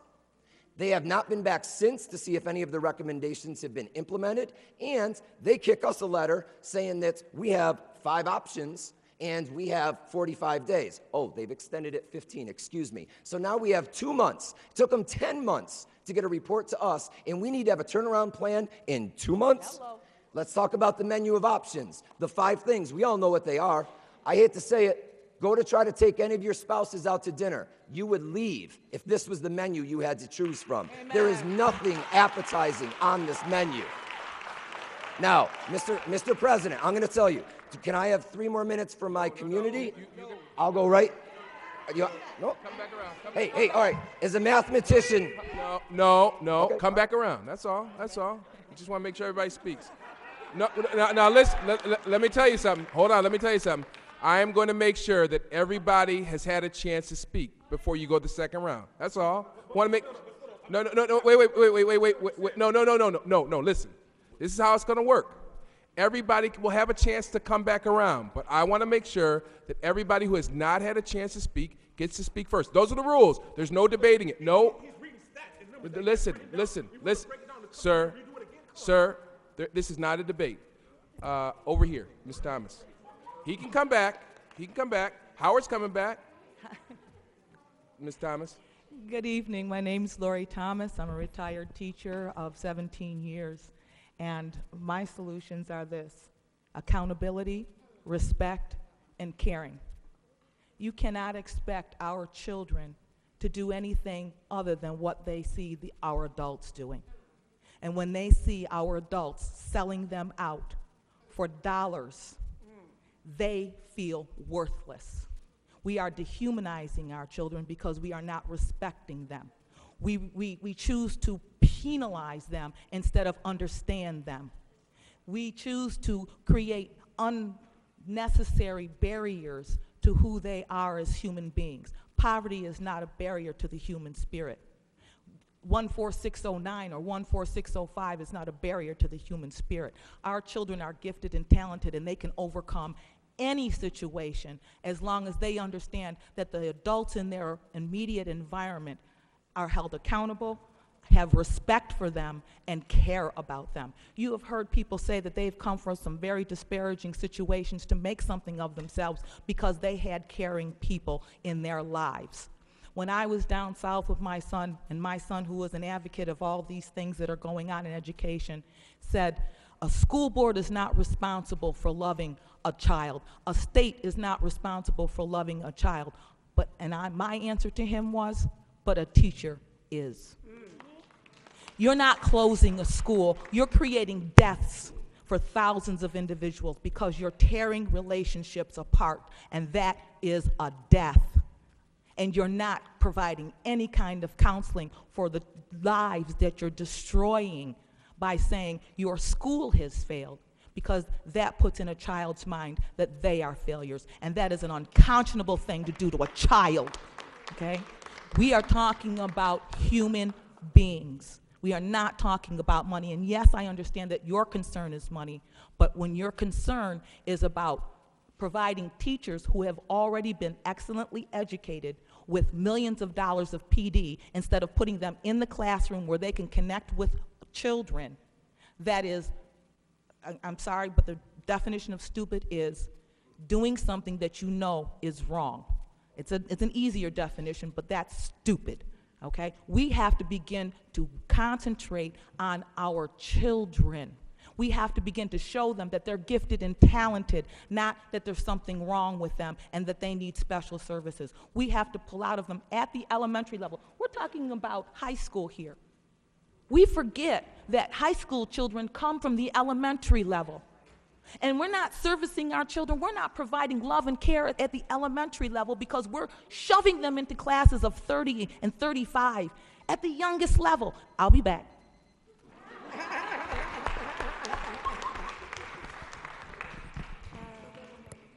Hi, my name is Katie Merrill. I'm a graduate of East High School, class of '06. Two of my sisters and one of my brothers also graduated, so this year is the first year in over 10 years that someone from my family isn't at East High. The school is obviously very special to me. I'm very invested. That's why I'm here. I drove in from Albany, where I'm in grad school, to, well, because it's spring break, but also to attend this meeting. So I just want to ask you some questions, and I don't expect answers. I just want to know how many classrooms you've visited and how many students you've talked to. Don't expect them to come here. These students are not empowered, most of them. I mean, some of them certainly are, and that's amazing, but so many don't feel that their voices will be heard here.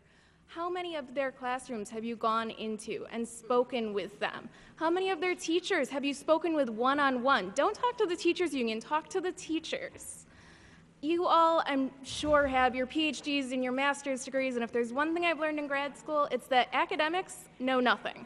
We don't know anything at all until we talk to the people who are affected by the problems.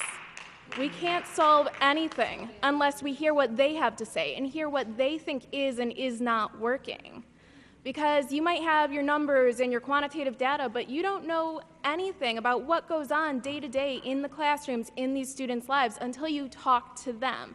So you can't have these big meetings and expect people to come here at 6:30 in the evening. You need to be here at 7:30 in the morning, talking to the students who do show up every morning.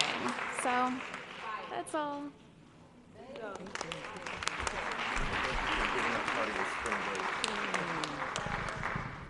My name is Ricardo Adams. I have two kids in the Rochester City School District, a second grader and a kindergarten. So you're gonna be seeing me a lot. What I know about East is that since I've been coming advocating for education, outside of Soda, there's no other school that has been more tight-knit of a family. When they came out for Brian Cromartie, it was unbelievable. It was like it was sold. It was unbelievable. The principal got to be the only principal in this district that everybody know him by his first name. Got to be. I don't even know his last name. Annabelle. Come on. We got to keep it real. And there's a lot of things wrong with the district, but today we need you to focus on East High only. Don't sacrifice East trying to make a big overhaul on everything. For right now, we need to do East, and there ain't that many options on the floor because closing the school and charter school is the same thing, because for it to be a charter school, you have to close it because they ain't coming in here with that because they know they'll be proved a fraud. They can't do nothing in here. They have to close it and handpick kids, so all that's the same. Don't take any other options off. I know EPO sounds good, but even if we have to just change the name to keep this school intact, and give it the support it needs. Let's just do that. Let's just focus hard on keeping this school together, man. I went to a game almost down in New York City to watch this basketball team here. I felt like it was a home game. There was so many people from Rochester went all the way down there to Glens Falls. And that's important too. Everything is important. They got this program here, the TLI. Man, it's a whole lot of good things going on here. Is there some problems? There's problems in your family. There's problems in my family. I don't get along with all my brothers, and there's problems. You know what I'm saying? So let's focus on East and get East off this chopping block. And one other thing, push back against the state because they put a hold on this, they put a hold, some kind of hold, they said they put on Common Core, or maybe the evaluations because Common Core wasn't implicated. They need to put a hold on evaluating schools because this Common Core stuff it already got a problem. When you add Common Core to it, yeah, we're going to be able to fail in some ratings. They need to put a moratorium on all this priority, focus, and all that too. Not just on the teachers' evaluation. Put a moratorium on rating these schools, man, till we get this together, man. Don't just listen to them, listen to us.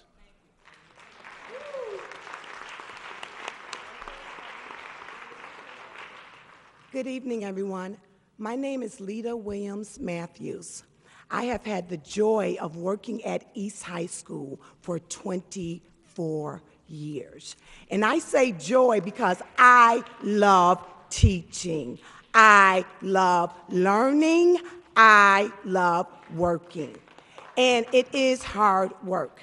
In these 24 years, I've seen a lot of great things. And of course, I've seen some things that have not been so great. How do we need to fix East High School? The solutions that we're given don't address our issues, but I have some solutions. Restore programs that were effective and meaningful for our students, our vocational programs that were slated for this reason, that reason, and the third. Restore staffing. We have suffered so many staffing cuts since I entered the building, and we have learned to do more with less. But is it reasonable when our social ills are getting greater and greater, when our student needs are compounded day in and day out? I said it before, and I'll say it again. We need programs in place that systematically deals with our students' academic, social, mental, financial needs consistently, day in and day out. Before first period to after school. Our kids are beautiful. I love them. They know it. I show it. But they are so needy because many of the things, all the things any child deserves to have day in, day out, they have to manage without. And we have to fill that void if we want them to actually learn, to be successful, whether it's learning academics or learning a craft or trade. If they are hurting, if they're in pain, it's difficult to break through without the proper support. So whatever option we all come up with, it needs to have sustainable support programs to serve the academic, social, mental, emotional needs of our students. They deserve that. Amen. Thank you. Amen.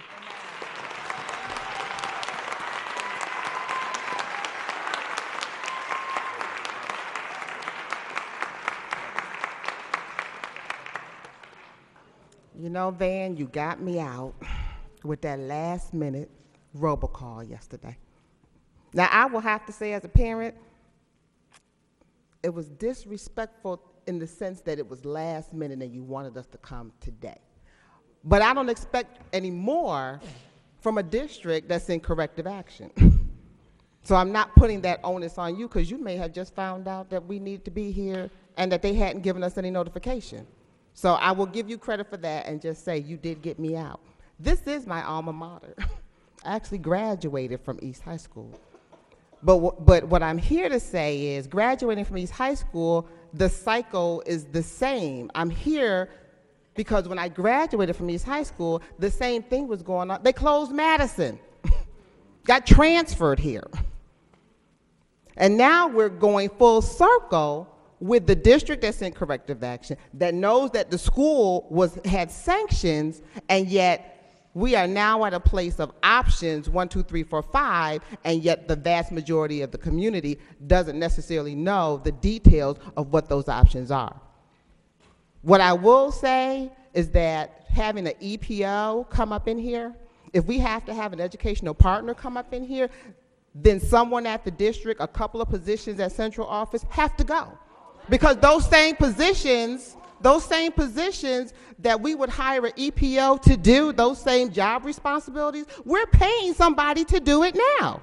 Multiple people.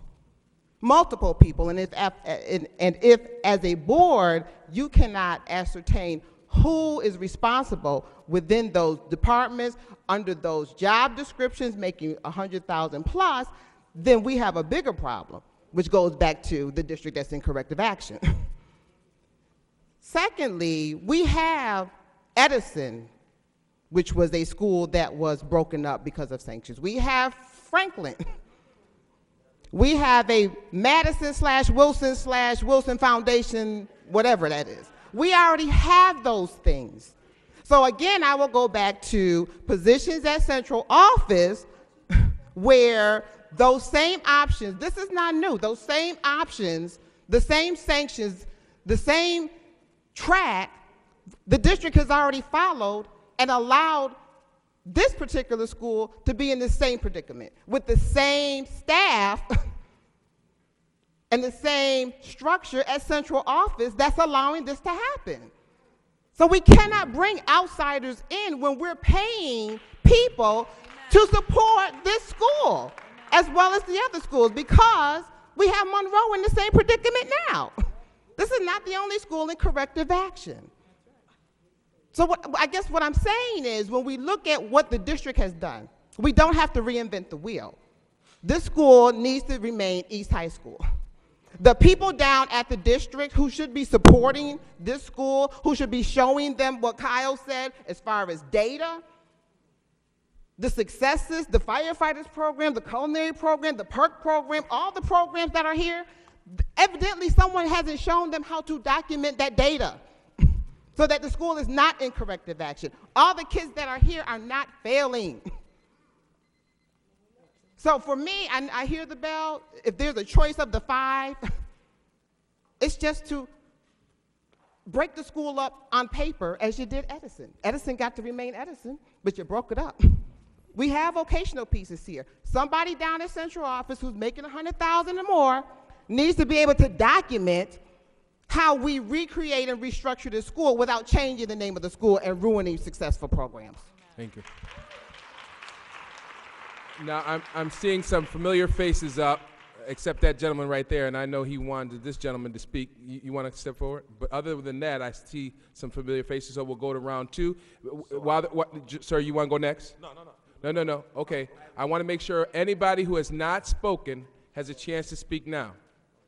All right? You can step up to the mic, because I see some people that want to have a second opportunity, and we promised them they could do that. But anybody else who wants to speak, please step up to the mic now. Sir? Okay, good evening, Commissioners of Education, Dr. Vargas, students, colleagues, community members. I'm Joe Baldino. I've been around a real long time. It's my 35th year in the district.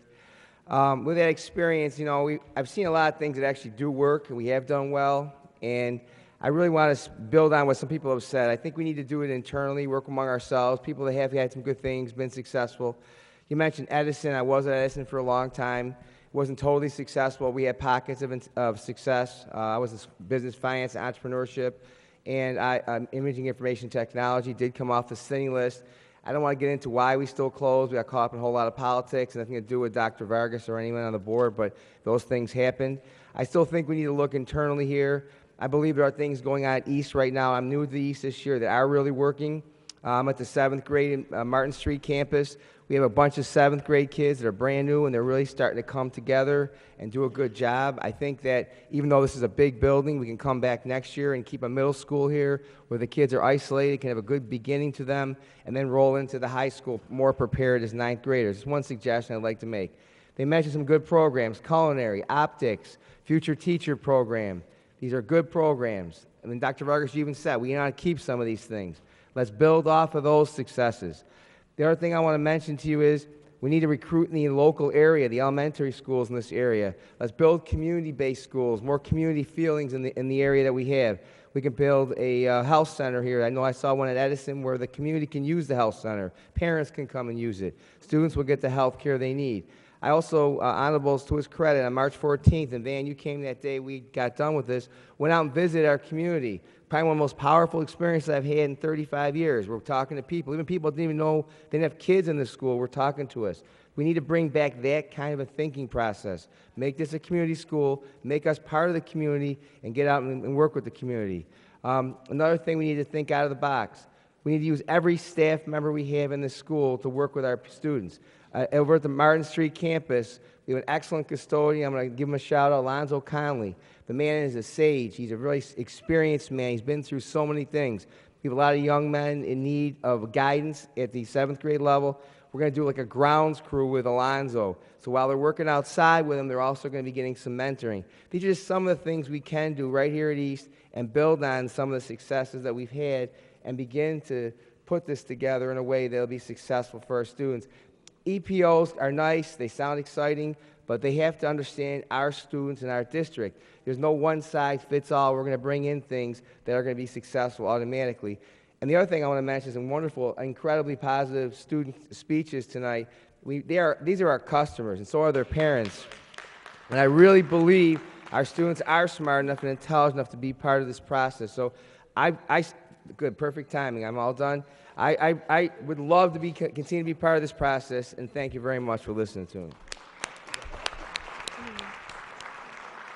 Good evening. My name is Kimberly. My son is a student here. Thank you, Dr. Vargas, for coming out a couple weeks back and dealing with me. I appreciate it. First, I want to state is that I think as you stand before me, and we're all here tonight, I worked a 10-hour shift, and just seeing how some of you are positioned and are acting, it feels to me that just because you're slouching over, you're tired and everything, you're not supporting us. I'm tired too. I have 6 children, okay? I wake up at 5:30 in the morning, make sure he's on the bus. But if I don't see that from you, I don't feel supported here. And that's what I'm feeling tonight. Okay, I'm upset. My heart is pounding, but let me just say that no matter what we decide, if we don't have support from you, to the teachers, to us as parents, like one person said, had you told us 3 years ago, I would have been here. I would have volunteered my time. I would have did what it needed to take to help my children and other people's children. When I was a younger kid, I didn't understand the meaning of it took a village to raise a child. As a parent today, I do know what it means. It means I get up at 6 o'clock in the morning, you get up at 6 o'clock in the morning. Everybody here gets up at 6 o'clock in the morning, and we support these children in any way we can to make them the best people that they are. No matter what we decide, it will never happen. It will keep happening that we will have these schools closing, we'll have our children dying, working at McDonald's, wherever, until we all come together, communication telling us, not the 5 o'clock, call that I get saying, oh, you have a meeting tonight. No, I should have known that 2 to 3 weeks ago. There's no communication, and it upsets me because I love Rochester, and I have other children coming up in here in the school districts, and there's no support all the way down, all the way up. I would like if you guys would come to our schools, not only East, I have 22, 54, 20. I've never seen anybody from the school district in any of those schools. We need that support. No matter what you decide, honestly, I feel like it's not even our decision anymore. It's up to you guys. You told us at the last minute. That's not acceptable as a parent. And I am an active parent. I know all of these teachers' emails. I'm at work getting in trouble written up because I'm emailing Ms. Gross, Mr. Ames, whoever it takes. So if I'm willing to do whatever it takes, I expect everyone else to do whatever it takes to support East, every child in the Rochester City School District.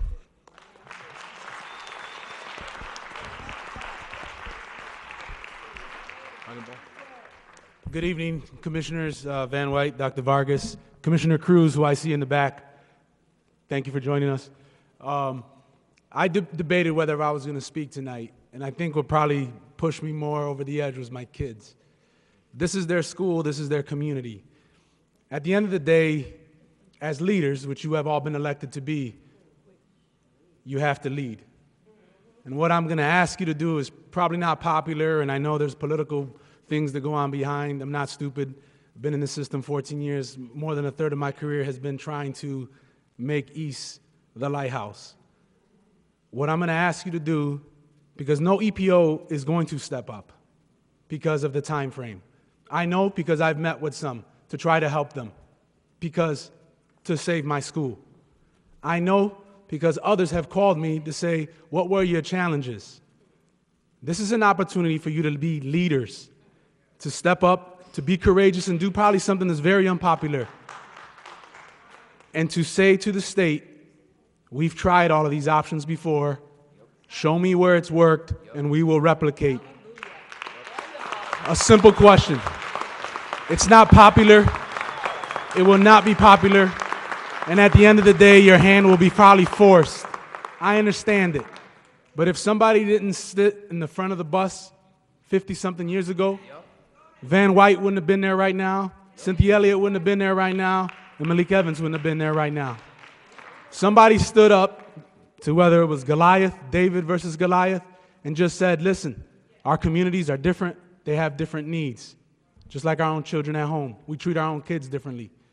All I'm asking you to do is take a moment, reflect on your own leadership and courage. And I know it doesn't sit well that a superintendent and a board couldn't make a decision about a school district, but I can tell you right now, and I know with pretty good certain, you cannot find another urban school district in this country that is performing without some kind of filter, without some kind of way to pick kids, pick staff, do something different. The beautiful thing about East High, we don't do that. We take what we get, we do the best we can, we work hard every day, and we're proud of it. So I ask you guys, and I know you probably won't do it. I know for a fact you won't do it because of the political ramifications. Again, all I'm asking you is be courageous, take a step back, and understand that East is a reflection of a broken system, disconnected. If you're going to do something, leverage this to fix the rest of the system. I'm the principal of this building. I'm held accountable every single day, whether there's garbage on the floor, a kid across the street getting in a fight, someone selling drugs 3 blocks away, it comes back at me. I own that. It's part of my job as the leader. I try my best every day, and we will continue to do that. What I ask is for you to do the same thing when it comes to leading this district and understand, although I'm in charge of it, I have very little autonomy to fix it. I can't do master scheduling. I get handed a budget. I get handed staff that are maybe displaced or relocated. My staff and I are a pretty tight unit. We don't always agree on everything, okay? Everything, but we try to work through it. And I can tell you right now, I don't know if Dr. Urbanski's still here, but he can probably tell you that the amount of issues we have in this building are probably the most minor in any other building he has in the district. And it's because we agree to disagree, but at the end of the day, we keep kids at the forefront. Thank you for your time.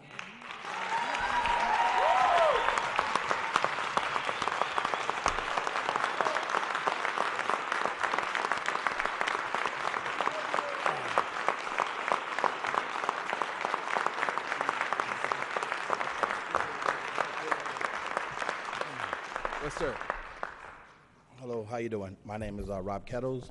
I'm an alumni from East High School. My oldest sister and brother, we graduated here from 76. To me and my last sister came out here 84 and 83. I got a daughter that's graduating in 2014 from here. I got another daughter that should be going in 9th grade, and she will be going here. But East has been our school for life. It's where we be, it's where we are. It's what school made me who I am today, coming to East. But the thing that I don't see is a lot of support coming from the board. Now, what I will say is, it amazed me because when I went to a basketball game in Buffalo, I seen Van White at the basketball game. I went to Glen Falls. You know, the stuff we had to do to get the kids to go, to get the cheerleaders to go, and the basketball team to go, he was the only member there. It amazes me that we see so many members in here because it's about chopping up a school or breaking something up. But when it's something for the kids, where it's not your job, it's like the members don't even show. And it's amazing. You know, you have to show the kids that you care about them, you know, because you're in that position.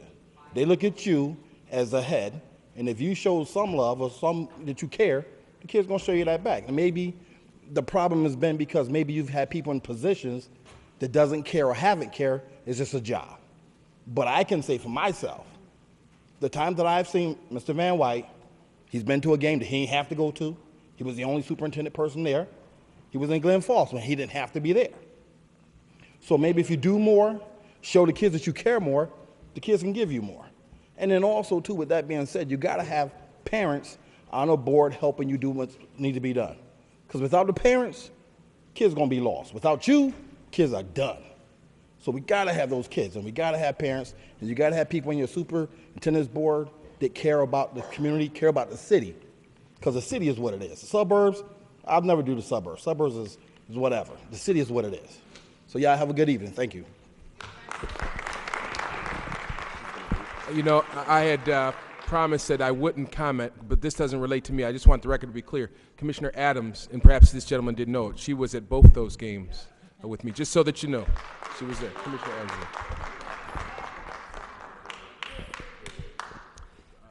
Thank you, President Whites. So I'm going to do something that is commonly done in education circles, and I'm going to activate a little prior knowledge. Where I left off was the menu of options was not very good. And if you were to take your spouse out to dinner, you would leave because there's nothing appealing on that menu. And I had no idea that Mr. Soler was going to come up and say what he said. Actually, we're asking you to maybe leave the restaurant, and it may take some courage. Now, fourth point I was going to make is staff and student passion. Why are we here? I came directly from a baseball game. I want you to know one other thing.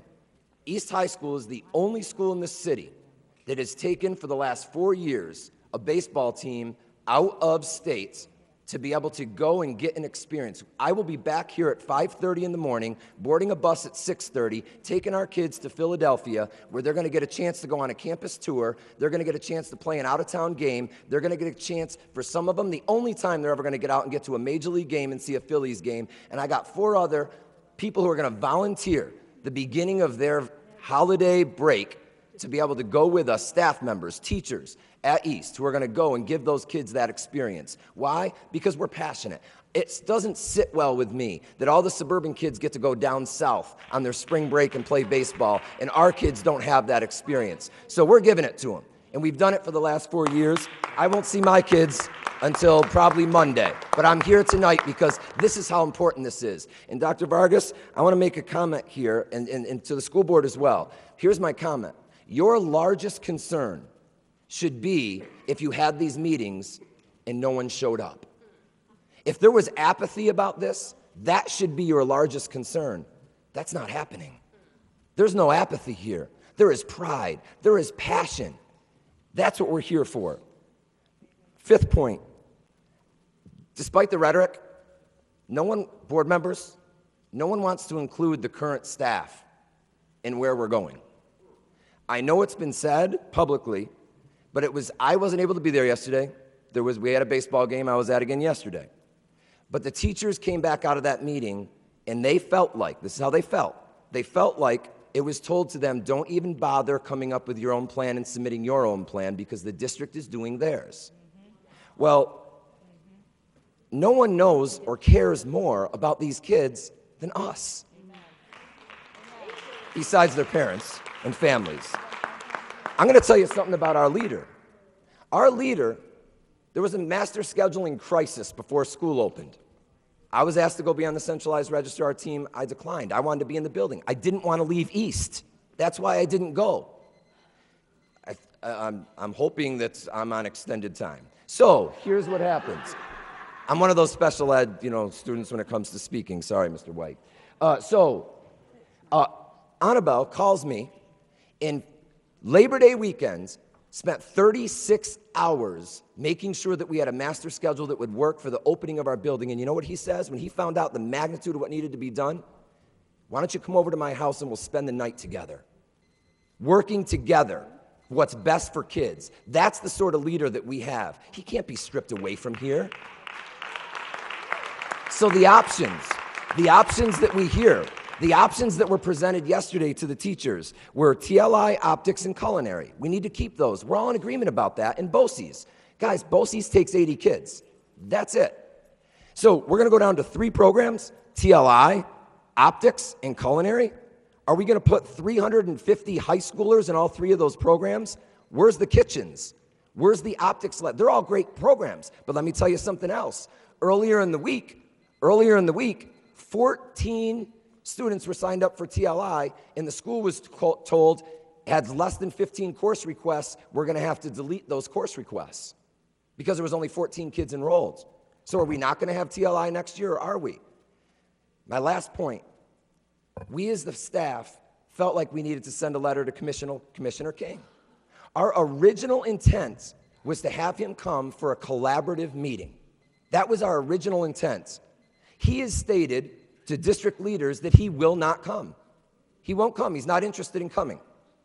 But yet he responds about East, 10 miles away in Greece earlier this week, but he won't come to us?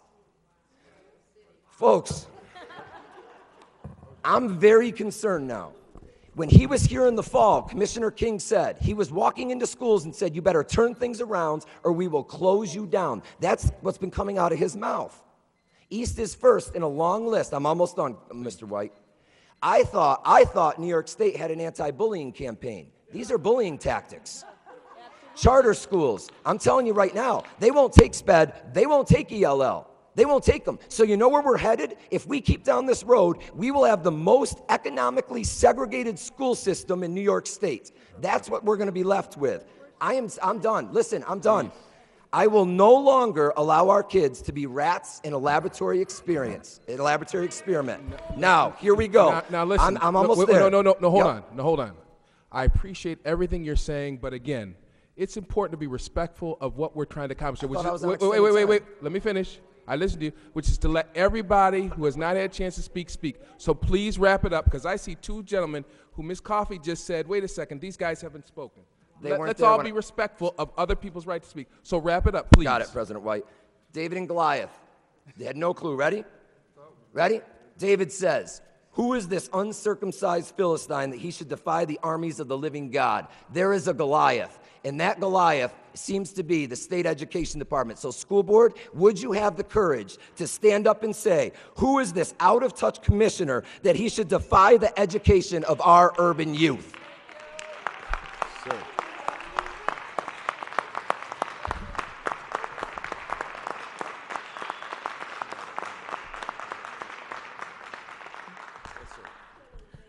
Good evening. My name is Ed Brockenbrow. I'm a faculty member at the Warner School of Education at the University of Rochester.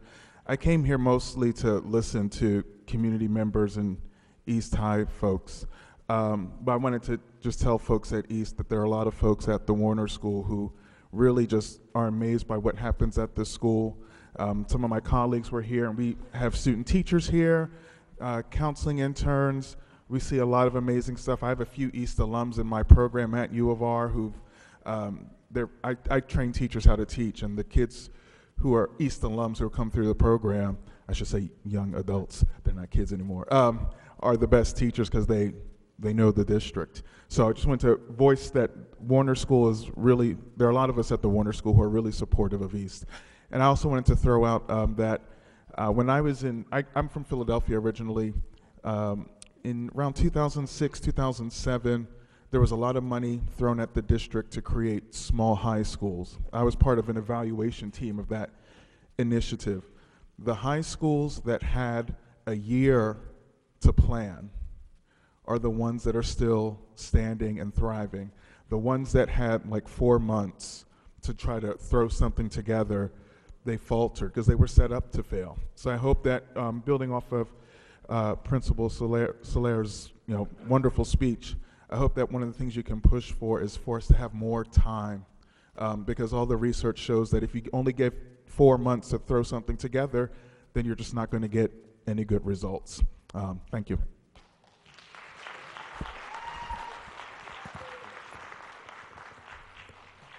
Hi, good evening.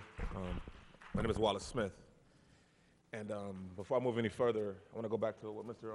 Baldino was saying about, he made a mention about the 7th and 8th graders being with the high school, and that's not where the success we had in the past, that's not where it was at. We had 3 different divisions. We had an elementary division that went up to 5th or 6th grade. Then we had a middle school division that went from 7th and 8th, maybe 6th, depending on which one it was. And then we had a high school that went from 9th to 12th. And with those 3 different divisions, I mean, we had success in the city. I mean, it was when they started throwing all that mix in, we had a lot of trouble. And along with Josh Lofton closing and those kids, no longer having anywhere else to go, and those guys being brought into the city, the rest with everybody else. And it made it so harder for the rest of the kids. You're in a classroom with 25 kids. And let's say if you have 24 of them learning, you have one kid that could have been at Lofton that's affecting that whole class at that time. It's heavy, especially when we had a principal and we had a school talk about, you had a staff that was cut down, a heavy load that were gone, and now you have, that one kid with less staff and so many more issues and problems that they're having. I mean, so Mr. Baldino, I don't agree with that at all because that wasn't how we had success in the past. I mean, welcome to East High School, I'm sorry. Seriously, it wasn't like that, and as communication goes, and we speak about, board, staff, parents, speak about open and effective willingness to learn without being judgmental, willingness to say how you feel, and you guys are really, it's hard, seeing this, especially when, you guys, I come from, 5 generations of East High School, a grandfather, father, myself, I have sons, I have brothers, I have, great nephews and nieces that, are here or that were here, and it means a lot, man. Seriously, it means a lot. And it's hard to see you guys like, whatever, but I'm going to let my time be up and I'm going to come back around because I have some other questions for you guys. So, thank you. Good evening. Many of y'all know me. I'm Anthony Plonzinski. I'm an East High graduate. And usually I'm not tongue-tied, and you all know that too. What Annabelle said is important. And I come to you as a community member, a lifelong resident of the Beechwood neighborhood. I also come to you as someone who works in the schools, and you have my 100% full commitment of myself and our programs to work with whatever model we're going to get stuck with. But it's true, we should not be stuck with it. We're all going to come together and work together to help the school build to where it needs to be. And we've been in conversations, and individuals have been trying to enter the conversation to help that. That goes without saying. But it is true. The timeline that is being received by the state of New York to turn this school around is criminal. It's criminal. And any EPO doesn't want to touch it. And we have to be willing to say that more so publicly. As a graduate of the Teaching and Learning Institute, as East High grad, I have a lot at stake here. But I'm going to take it one step further. I find it insulting as a Democratic leader of the largest city district in the city of Rochester that our Democratic governor and our Democratic commissioner visited Greece and today Irondequoit when the largest school in this district, in this county, is failing and the folks want to hear from them, but they won't step into this district. It is their problem. We need our Democratic school board members to step up and say the same. Well, I don't know if you guys will go that far, but I will. There's a race for governor this year. There is a race in town. And I am the first Democratic leader in the city of Rochester. I will not endorse a governor that ignores our schools, and I will not endorse an arrogant commissioner who does not know what's happening in this district. I will let the majority leader know that, and I will continue to know it. Others need to do the same. It's time to stand and lead. Because, yes, we will be here to help, but the politics are there. So, Annabelle, I'm answering your call. I'm here, and more of y'all need to do the same.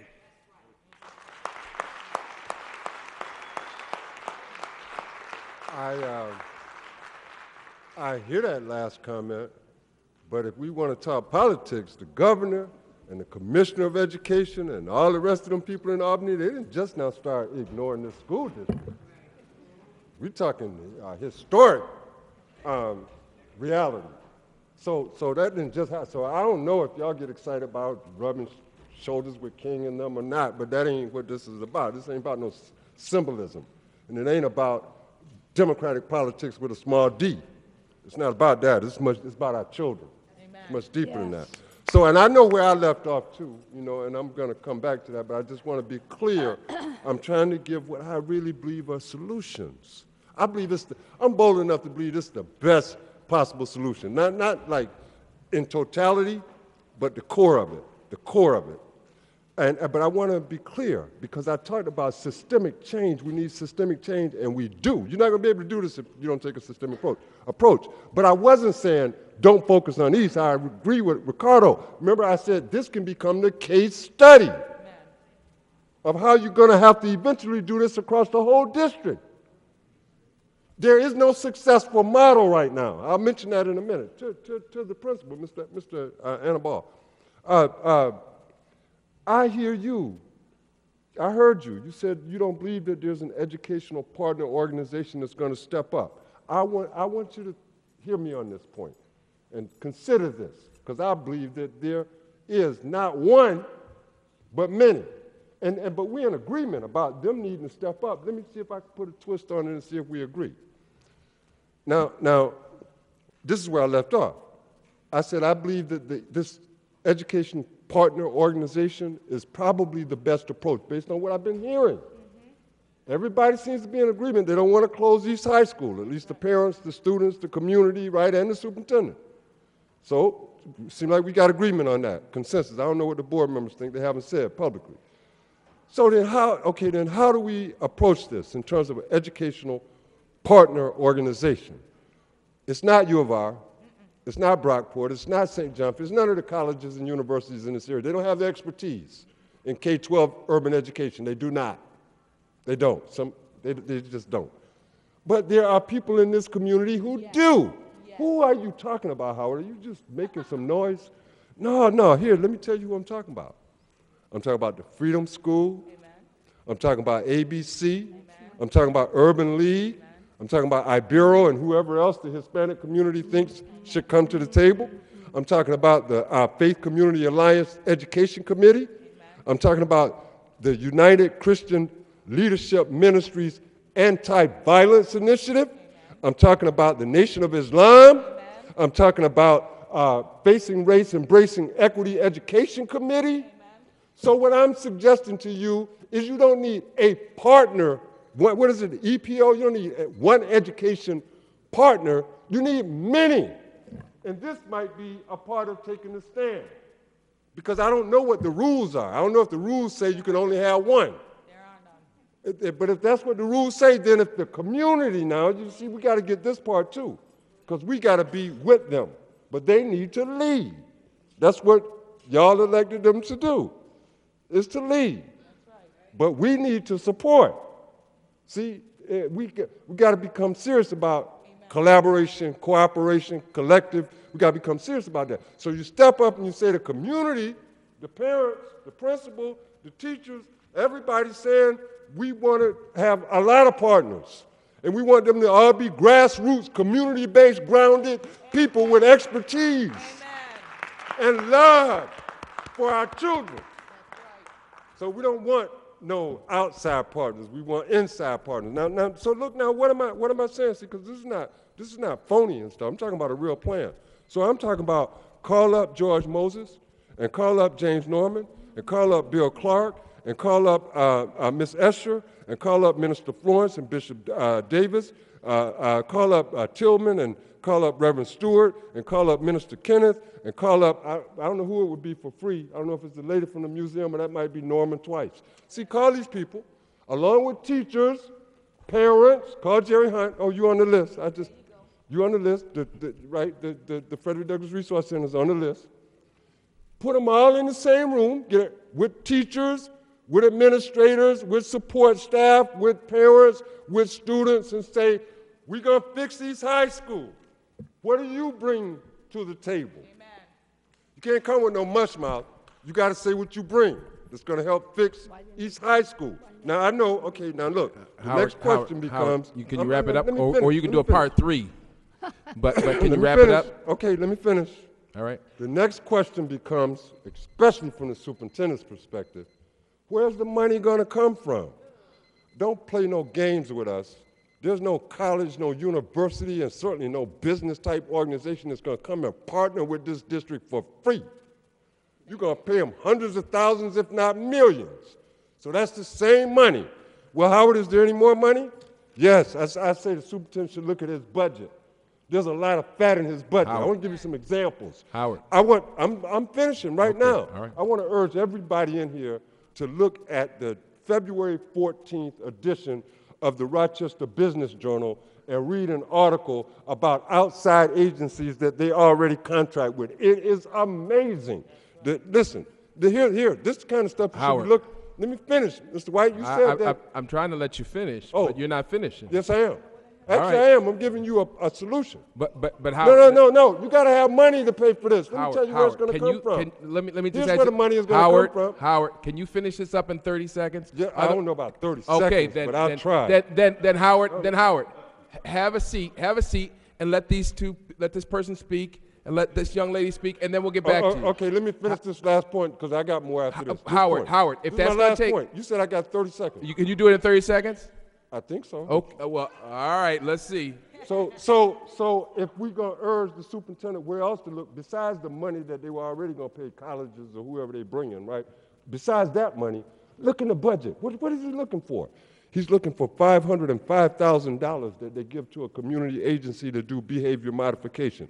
He's looking for 12 agencies that are paid $3 million to support the district's expanded learning initiative. He's looking for the before and after school program that receives $2,911,900 for additional teacher and administrative salaries. He's looking for $700,000 that he pays to the so-called SUPES Academy, SUPES. All right, Howard. For Howard. leadership training for administrators. Howard. Never should you have to contract for leadership Howard training Eagle, for come on, administrators. man. There's This is- more money. Thank I got you. more to say. I'm giving you Well, a you plan. can, but let You want other a people solution, speak. right? Let other people speak. Yes, ma'am. I have no idea what I want to say now. The one thing Howard said is, this is about the children. And I know Kyle had statistics and came up to 60%. That's still a horrendous failure. The state, the Commissioner of Education, stepped in because they had to step in. It's a failure. Our children, it's our children. Our children, Howard, they're being destroyed.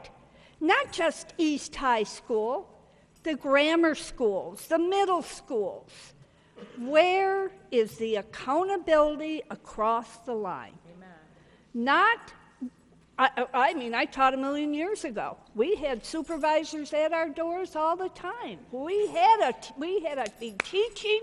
These children had to be learning, and we had to be doing our jobs. Where can you get a job, and once you start, you'll never lose that job? These are our children we're dealing with. And everybody, and I'm sure a lot, of bringing in these charter schools is a fear that you might lose your union. Everybody is fearful of losing their union, their protection. Even, I'm sorry, our board, our union supports a lot of the candidates' political campaign. We have to stand up for the children. That's it. The whole city of Rochester is a failure, the lowest in the state, and almost the lowest in the United States of America. And everybody's accountable. Amen. Everybody, even the teachers, I'm sorry to say. Thank you. Lori? So let me say, I'm not calling anyone stupid. What I'm saying is the system is stupid. The system is built to create failure, and we have to stand up and stop it. And Howard, I can't even express how close we are in what that EPO should look like, because I was going to say the exact same thing. You want an EPO to come in, make it the community. because there are concerned members of this community that can help the students because we understand these students, we can respect these students, and we can help these students work through the problems that they deal with. School is sometimes the only saving grace of a child. When I was at number 33 school with my children, I wasn't even teaching yet. We had a young man breaking into the school, and the principal said, "What do we do? We're going to have to call the police." And I said, "He's breaking into school. Find out why he's breaking into school." It's because the child was homeless. He didn't have anywhere else to go. School was his saving grace. And we're quickly pulling that rug out from underneath of our children. And you wonder why they're in the streets? You wonder why they're fighting? You wonder why they're discontent? Because we're not showing them the love and the care in the only place that they have to get it, and the only place that they found it, and we're taking that away from them. That's what's stupid, that we're not giving our children a chance. So I urge you, the state does not want East. They don't want these schools. This is a tactic that you're using to get you to follow their agenda. Stand up. Say no. This is our district. We live here. You won't even come here. We're going to decide what are they going to do? Take money away? But they're not going to take our children away. Okay? These are our children. They're not dollars and cents. They're not data bits. They're children. And if we have to lose a few $1 million to save a few hundred children, it's worth it. We have to stand up and say, no, not Rochester, not now. We're going to do what's best for our children, regardless of what you think is best for an inanimate body called a school. They don't want us. They didn't want Buffalo. They threatened Buffalo with the same thing. Now they don't know what to do. Stand up. We have a history of standing up to the atrocities that they tried to put down on us. Stand up. Be the school board that says no and says our children are more important than your dollars. Thank you. And then turn right back to... Whoa.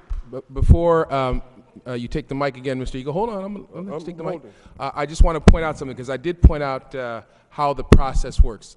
I just want to clarify something for everybody. If we do not pick one of the 5 options, or if we pick an option and we're not clear and provide, and I'm quoting, a meaningful program that will, now I'm giving you the state language, a meaningful program that addresses the state's concerns. And let me tell you all, the power over schools does not lie in school boards. The state control. Let me just, Howard, other people may not know this. State, I get 3 minutes? The state controls education. Now let me say this, just so that you understand what happens. If we do not choose one of the 5 options, or if we choose an option and we're not clear about how we plan to provide meaningful change for the school, New York State will appoint what is called a distinguished educator, and we will lose complete control over East High School. That's how it works, just so that you understand the process. If we don't do what they tell us to do, pick one of the 5 options, or if we're not clear when we choose one of those options about how it's going to change this school district, because the Constitution vests the power of educating kids in the state, they can remove East High School from us, appoint a distinguished educator, and we will have no control, local or otherwise, of the school. Am I right, Dr. Vargas? Yeah, I think. So I just wanted to clarify that. That's a procedural issue. I think most people probably understood that. So I'm suggesting to you, accept one of the options. Only say to them, we need to tweak it. It's not going to be a university. It's not going to be a business. It's going to be a series, a group of partner organizations which are grounded in our community. And you don't have to go by yourself. See, this is critical. We need to go with them to say it. Dr. Urbanski, you need to, if he's still here or he's got somebody here usually, you need to rally the troops, get them buses and stuff ready. See, we need to go together to say we're making a statement as a community. Yeah, we like the EPO, but we don't like it the way you're suggesting it. See, but then you got to get the people in the room and you got to actually develop the plan, Superintendent. You got to develop the plan. And you got to have the guts, too. If you call somebody in the room and they don't got nothing to contribute, you got to have the guts to tell them, I'm sorry, you ain't got nothing to contribute. You know, or at the moment. No. The people you call in these lists I was making, right? If somebody come in, they don't know what to do, and they say, you need people who got expertise and understanding and knowledge about how to design a systemic approach, institutional approach. I'll help you. You don't have to give me a dime. You don't have to give me a penny. I'll help.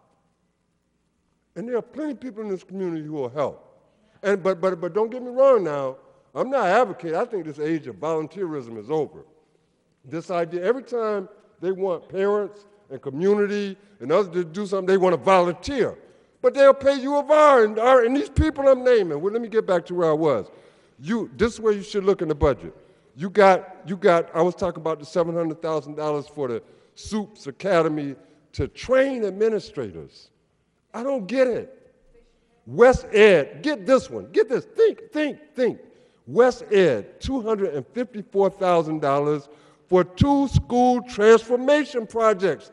If West Ed knows how to transform schools, send them to East. Why are you paying them $254,000? And they haven't produced a model. This is crazy. This is nuts. Listen, get this. This is a shame. This is a crime. 3 outside consultants at $54,000 each to help diagnose priority schools. Did you hear what I said? That's nuts. That's crazy. It's not grounded in any kind of logic, any kind of diagnose priority schools. Any teacher could do that. People who are not teachers could do that. Howard. Okay, let me finish. Get this. They pay Harvard $102,000 to provide fellowship slots in their strategic planning data project to 4 district employees. All right. Oh, okay, I'm trying to tell the superintendent where some of the fat is in the budget. Howard. That's just partial Howard, list. Mr. Eagle, you do know there's a budgetary hearing on April 22nd. This is about. I'll be there. We get the point that there is money available. I'm not done. So Howard, Mr. You Eagle. let me finish. Now Listen, I can't finish? you have had the floor for a significant amount of time. Solutions. I'm gonna go back here, hear the speaker out. And if you still, but I'm going to tell you, Mr. Eagle, Mr. Eagle, this is not going to be a situation where you're going to keep on taking the floor. I got solutions. Okay, but there's going to be a limit in a minute, okay? So let this young lady speak. That's fine, but don't get tough like that. I'm not trying to get tough, Mr. Eagle. You just keep on coming back up. Yeah, okay. And then there is a gentleman, I'm waiting. Mr. Eagle, there's a gentleman behind you who has not spoken. I'll wait all night. But I'll be here. Mr. Eagle, Mr. Eagle, at a certain point, your turn is going to stop. My what? Your turn at the mic is going to stop. I'm going to finish. Sir, go ahead. Good afternoon. Good afternoon or good evening. My name is Deion Rogers, East High School class of 1993. I was here earlier. I live right up the street. I can tell you, I've been a part of this process as a teacher at Freddie Thomas, Dr. Freddie Thomas, when it closed. And where you removed an effective principal, where you removed staff, it didn't work. I almost left the district and, wanted to do nothing with the district at that time to see how it crushed the souls of the teachers, the students, the families. And I had to do a self-reflection saying, was this place a place that I came to make change, that I actually want to stay? I would stay in this district if I was a janitor, if I worked in the cafeteria. I want to do what's right by kids. And I commend Mr. Solar as an alumni. We got the right man. We got the right man. I believe this is a young, vibrant administrator. Keep him, keep these teachers. Let's find a way, and I ask the board to have the courage to stand up to this bully of the state and tell them these options don't work. Buffalo did it. I know what happened to Buffalo, but this is the defining moment in our history of the Rochester School District. I didn't come here to talk, and actually I left I thought about not even coming back. I came back. I had soccer practices today with 30 young kids from the elementary schools. And I rushed home and took off my soccer gear and put back on my work gear for today. I said, I can't come, looking how dirty, it's dirty outside. And one thing my son said as I was leaving, he said, Daddy, don't let them close East High. This is me and my wife met at this school, at this McDonald's right up the corner in 1987, and we're together today. My son's a 6th grader, and my son, if East High School's still standing, he'll be a 7th grader here next year. Thank you. I just want to make a comment, and I would really like an answer from anybody. I know you're not answering questions at this point, but we're in a rush and we're in a crunch, right? So you have to have this report to the state by May 15th, did you say? That's too soon to put together a plan if you don't already have it put together. Because we need a contingency plan should this fail and the state says no. What's our contingency plan? The other issue is who's accounting for the money? The money is being mismanaged. Yes. Yes, grossly mismanaged. We don't need all that consulting. We know that this is a failure.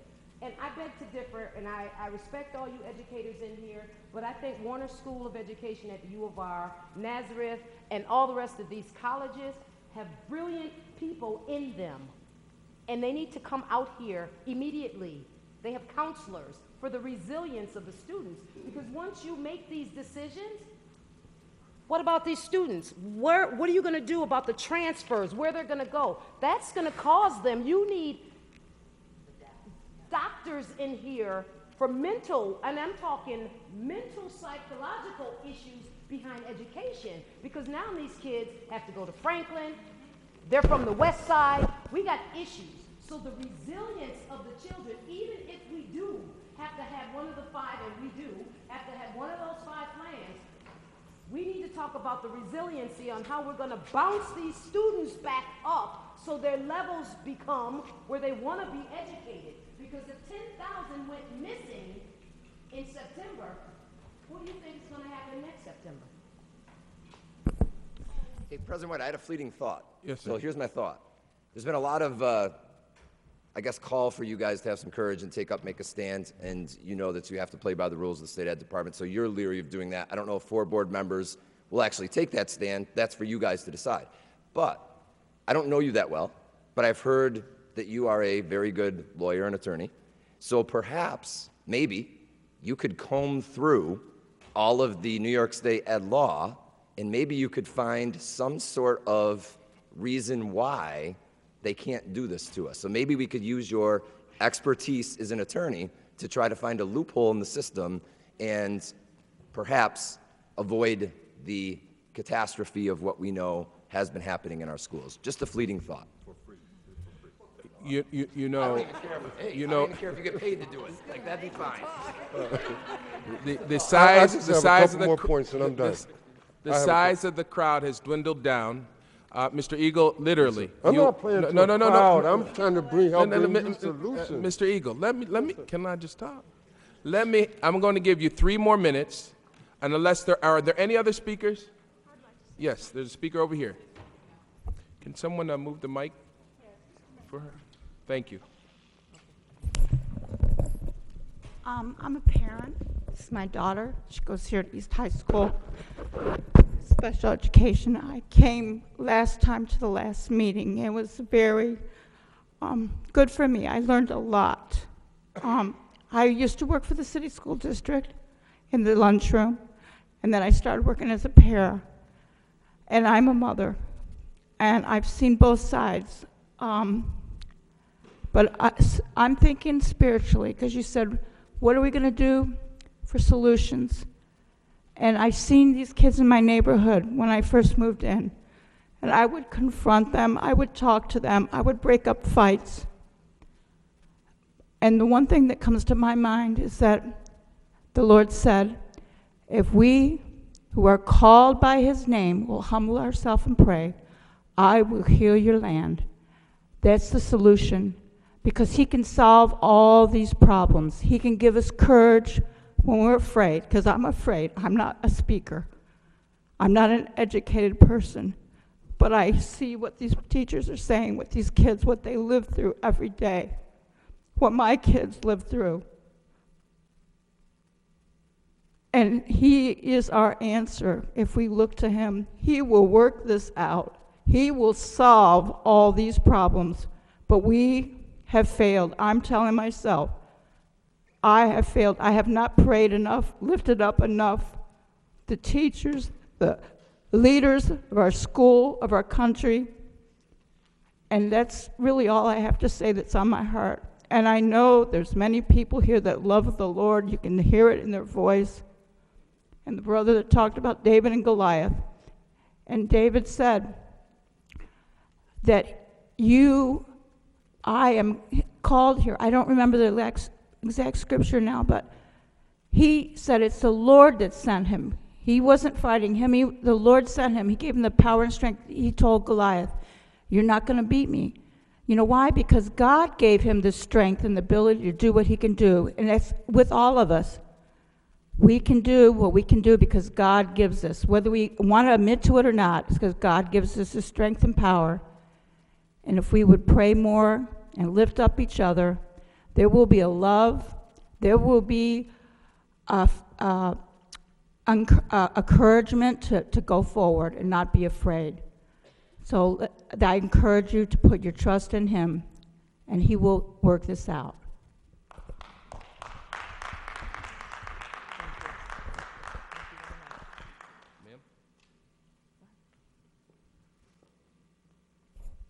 Good afternoon.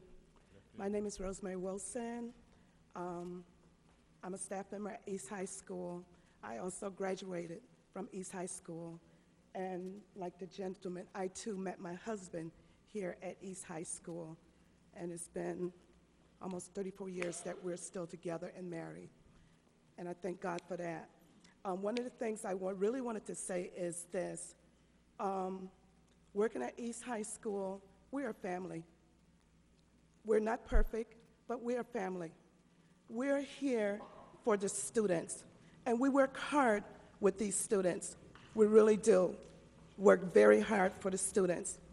We get up, we give up so much of our time for the students. It is so important that East High stay open. Mr. Solar is one of the best principals I have ever worked under, and I really thank God for him. He is a person that will give up his time. He is a person that really cares, not only for the staff members, he also cares for the students also. And he will give up his time for that. And one thing I really admire about this man is he has an open door policy. You don't have to make an appointment to go see him. He always tells us, my office is open for you. And that's why I really admire him for that. I don't know all about this, the state saying this and the state saying that. You got to choose. My question to the board is, after everybody has said what they have to say, all the parents have talked, all the staff have talked, they have given all the, the statistics about, the graduation rate, about all the stuff that goes on here. What is the board going to do with everything that they have said? What are you going to do? How are you going to proceed from what everybody has said? What are you going to do with this information? What are you going to do? Are you going to take it back to the state? Are you going to fight for us? Or what we're saying is falling on deaf ear? And I hope it's not. I hope you are really listening and hearing what we have to say, because this is such a hurting situation that we're here today. It is such it just tears my heart up to see that the staff members here love this school so much, and they go beyond. They give up so much of their time. They go beyond the call of duty. And they don't see it as a duty. They take these kids under their wings. They go, it's not always in school. Sometimes after school, they give up their time. Sometimes they even put their family on hold in order to take care of the kids here. My thing is, after everything is said, what are you going to do with the information that is given to you from the parents? Thank you. Okay, now, when we hear from these last two speakers, I will try to address the calendar, what people can expect in terms of specific dates, and that will be very brief. But literally, we have Annabelle. Yeah, I'm going to be quick, 30 seconds or less. Okay. Don't forget what I asked you to do. I know it's going to be hard. I can tell you right now, you want me to stand with you, you want me to deliver the message, I'll do it. At the end of the day, all I'm asking you to do is, Buffalo got a distinguished educator. Ask yourself this question. You guys are very smart people. I know the game. I know the rules. I'm in a doctoral program. I've done it all. I could run the district. I could do whatever you want me to do, okay? At the end of the day, ask yourself, did Buffalo change when a distinguished educator got there? And you're going to see the answer is going to see no. Still a school board, still functioning, still governing. That's right. Look at your pride. Tomorrow morning you'll wake up and you'll brush your teeth and you'll look in the mirror. And you'll have to ask yourself exactly the question that Rose said. Did what I hear yesterday matter? And if it did, hopefully you will make the right decision. And if it's imposed on you, I think the community will support you and say, we get you. Yes. We got it. Yes. So all I want you to do is understand that at the end of the day, your ether, what makes you a person, will be reflected in the decision making as the group as a body. All right, now So, let me thank you. be clear about this. We are going to have two speakers because I see two people at the mic. You will each have 3 minutes, and then I will turn to the other person. And that's it. And then I will provide a calendar of what you can expect in terms of dates. All right? Mr. Eagle, you want to go first? So I'm 3 gonna, minutes. I have more to say. I'm going to condense it. Okay. There's one more major point, and that is that there's already work going on, including some work that you spearheaded that's very important and should be connected to this whole effort, this whole model, if you will, that I'm trying to lay out. As an example, the 4 committees that you convened last month produced some amazing recommendations that would help get at some of the issues that we're trying to get at. For instance, the Parent Engagement Committee recommended that the whole Office of Parent Engagement be slimmed down, that the bureaucracy be removed so that our decision-making, and this is one of the things you say needs to happen. We need to get rid of some of the bureaucracy so that it can be streamlined, so that the parent liaisons and the homeschool assistants can do what they're supposed to be doing, which is work with parents. This is connected to attendance. You're not going to get attendance just by knocking on somebody's door and saying, I'm the superintendent and I want your child to come back to school. And then there's the whole question of how do you keep them, even if they do come back. But I'm trying to tell you, you need workers to help build relationships with those families. But it has to be a process. That's part of systemic change. It's an example of how systemic change happens. So that's important. The Student Achievement Committee put forth a couple of amazing recommendations in terms of an Office of Social Justice. And they talked about part of what that office would, this was the Student Achievement Committee that Commissioner White convened. And they talked about the fact that that office would get involved with training around cultural competence. And I think they had some other ideas. They never got the time to really work out the specifics of what they were thinking. But those are like fundamentally different. Whatever you do, it's going to have to look fundamentally different than anything that's ever been done before, because there is no successful model. So we have an opportunity to create one and to do what you've been to every superintendent, back to LaVar Wilson, that I remember, comes in the district and says, we cannot do this alone. We need the help of the community. We need the help of the parents. That's your rhetoric, but it's not your action. This is an opportunity to demonstrate that. Unless you don't think that unless you think we're a bunch of dummies and don't have no expertise. We do have expertise. We know what to do. We just need to make the resources available and set up the process for it to happen. You got the principal, you got teachers, you got administrators, parents, you got everybody saying they're willing to help do it. This is the stand you need to take in terms of the state, to say, yes, we choose one of your models, but we choose one of your options. but we have a particular model in terms of how that option will work for us. I hope. Thank you. Ms. Thomas? Here's the thing.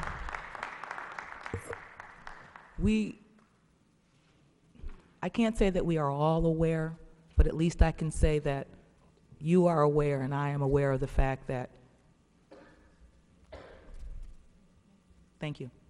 I can't say that everyone is aware, but I know that you're aware and I'm aware of the fact that the state does not really pay that much attention to the decisions that are made at the local level. We know that, okay? The fact that I had to actually go public with the fact that the DCIP was incomprehensive and incomplete, the state had no idea, okay? So you can send them anything, and as long as they get something, they will be satisfied, okay? So as long as they say, okay, we're going to choose model 1, they'll be satisfied with that, and then we can do that model. But we're also very much aware that you can count the schools in good standing on one hand, okay? And so if you're afraid of them coming in and taking over East, why aren't you afraid of them coming in and taking over this district, okay? All right, because this whole district's in problem, and serious problems, okay? But we can't solve it at this level until we solve it at this level. And this level is the elementary level. And that's why I've been fighting against universal pre-K, because I don't believe that you should have our children 2 years earlier to ruin their minds. I think that we need to solve the situation and change education, and you know that this is what I've been fighting for forever, to change education so that it concentrates on the gifts and talents of our children, so that we don't have this problem in the future about closing high schools because we're warehousing children at the elementary level. And if you do believe, which I don't think that you do, and I know I don't, if you do believe that the state is actually paying attention, then if you send them a comprehensive plan of how we're going to fix education from the ground up so that we don't have to deal with this problem in the future, then I think that they would pay attention and respect us for that. I think they would. And I think that if you show them that the community is involved and is behind us on that, I think they'd pay attention to that. And I think that they're so interested in our success that we might get another waiver, because they like handing out waivers, okay? They like handing out wafers like they're cookies, okay? And I think that if we approach them with a viable solution that Mr. Eagle presented, and a viable solution to our elementary level, and real constructive learning at the universal pre-K level, I think that they might pay attention and they might listen, because really they do not want to take over a school or a district. They don't want that headache. They want to sell us, okay? They want to pimp our children out to sell their lottery tickets, okay? They like doing that, and why we don't stand up against that, I don't know. But I think that if we stand up, they'll sit down. Thank you. Okay. First of all, my colleagues shouldn't wrap up so quick. I'd like for them to make brief comments if they want, very, very brief. But I did want to make my own set of comments, which is to first thank you all for coming out tonight, specifically those folks that took the time to take the stand and share their ideas and their criticisms. Obviously, I want to thank the commissioners for coming out tonight. In terms of the time frame, I'm just going to lay it out for you. The district put out an RFP, a request for proposals, for EPOs. You've heard that phrase used a lot. The deadline for turning in their applications or their proposals to serve as an EPO is April the 16th. It's next week. The district has to respond, I told you this early on, to which option we will go with by May the 15th, right? And for those of you that had concern or conversations, legitimate, about the budget and the special committees, those conversations are ongoing. Our next public hearing is April the 22nd, right, Deborah? And the board's final decision on the budget, which would include those conversations about everything from Dr. Vargas's proposed budget to the recommendations of special committee, those conversations will conclude around May the 8th, which is when the board votes on the budget. Let me just say my portion of very brief remarks is that I don't disagree with anything anybody said tonight, and in fact, I'm anxiously waiting to see what applications we get from the EPOs. Dr. Vargas is actively working on a contingency plan, so if there are no EPOs that apply, or when the board is not satisfied with those EPOs, that we do have something substantive and real to respond with on May the 15th. And then finally, a number of people have talked about this consortium. This is not a novel idea. This did not begin here. This idea that we have what it takes in this community to design something that is organic and community-based. Those conversations have been taking place before anybody took the mic today. So we are looking at a board at not only all the 5 options that the state suggested, we have an active procedural vendor process for the EPO, and yes, we do recognize that in this room earlier today and outside this auditorium, there are all kinds of organizations. Mr. Eagle mentioned some of them, but there are many more that have the capacity and the power to perhaps put something together that is very unique and powerful. So we are not lying back and taking this, whatever the state wants to give us. Trust us on that. Any, Commissioner Adams, you want to add a few words?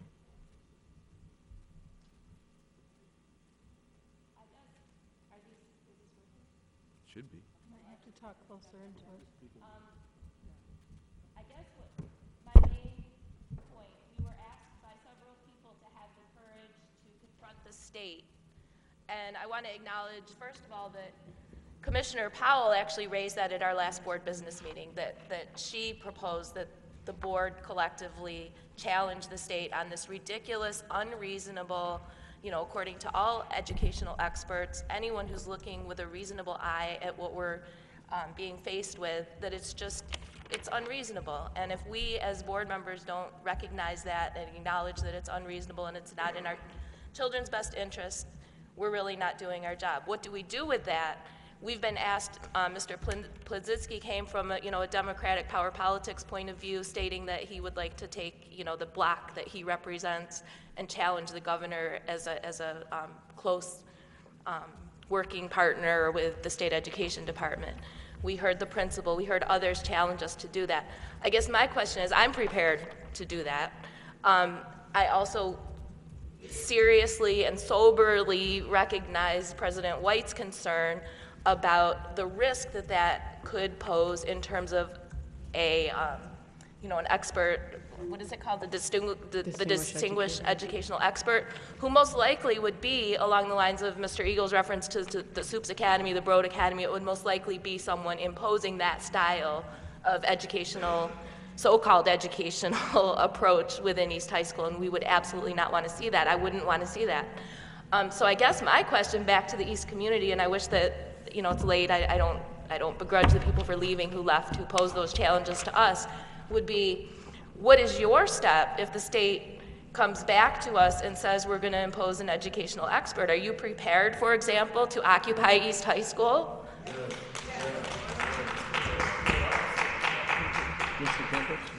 I just want to thank everyone for coming out tonight as well. One of the things that's been frustrating to me, and I talked to President White yesterday, is this ridiculous timeline. And when I think about it, if they really want to set us up for success, they wouldn't give us now 60 days. It requires a lot more time. If you look in, I'm in business. I'm not going to take 60 days to completely overhaul and change a system. So I appreciated Mr. Eagle's comments in terms of looking at planning meaningful change. You're not going to be able to get that type of collaboration in 60 days. So I, too, am open to being able to advocate and to the state ed that, if you want us to make changes, we need time to do it, and to do it in a meaningful way that is going to impact our kids in a positive fashion and address the issues that need to be addressed. So thank you all for coming out. I always love these types of events because hearing from you all helps me make better decisions and also builds confidence in what I'm thinking and knowing that people are behind what I'm thinking as well. So thank you all very much. Thank you, President White, for the opportunity to speak. I guess I don't have to say much because Mary Adams already called me out for having articulated my position at the last board meeting. And in fact, I followed that up by saying, okay, maybe we can't push back on everything, but we can at least point out that some of the choices presented to us have been tried and have been absolute disasters in the past, and there isn't much evidence they've ever worked anywhere, namely the closing and reallocation of students and the phasing out of schools to replace with entirely new schools. Others of these options, and I'll give some kudos to President White, he's been too humble to bring it up himself, but on the conference call with the State Department of Ed, he asked for a 90-day extension.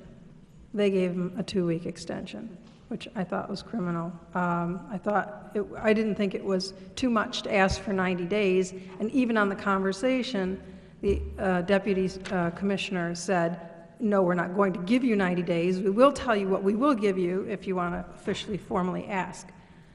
It wasn't even a sixth of what we asked for. Among the options that we have that convert the school to a charter school, not too many people talk to this point, but even if that was an approach we wanted to take, the school district, I only know of one school district across the state that has done a conversion charter. The Board of Education can make that approval themselves, but that process takes time too. That requires a vote of the teachers. It requires a vote of the parents. And I can't think of a more powerful way to express community support for a school than to do a conversion charter. And that's not to say that I'm advocating for it, but that process takes time. And the fifth option that didn't get talked about much, allow the State University of New York to provide education allow SUNY to provide for the education. Allow SUNY to provide. I think the state has only taken over one school district. I think it was down in Long Island, and it was because of fiscal crisis. And I don't know that the SUNY is the agency that provided that service. But getting back to the point about has any of these approaches worked, including the distinguished educator? The EPO option that's being pursued actively right now has been put in place in 2 places, one in New York City, which is an animal unto itself, and 3 in Buffalo. So our question back should be, have those 3 shown any sign of any progress? And if they did they change the way students are enrolled, or do they still have to take all comers? Was there a change that actually did anything other than rearrange the location of the students within the district?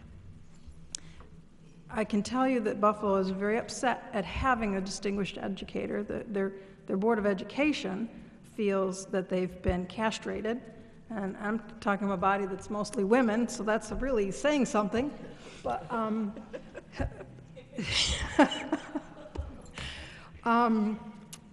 these are not good options. I've already spoken too long about it, but rest assured that my thoughts and prayers are with this community, and I ask you to keep your thoughts and prayers with me as I help to sort through this. Thank you. Yeah, just let me say, Mr. Eagle still here? Mr. Eagle was on to something, and I wish you would have kept going. First off, let me be clear. I'm not into, I'm not president of the board, so I get to really speak my mind. I'm not into telling the crowd what it is they want to hear. So I know there were a lot of speakers that came up and said, hey, just let the state, we're not in the situation that we're in, partly because of the state. I mean, we know this has been an issue in this district for a long, long time. So we have a unique opportunity here to do something different. And I'm concerned about East, but I'm also concerned about the larger district.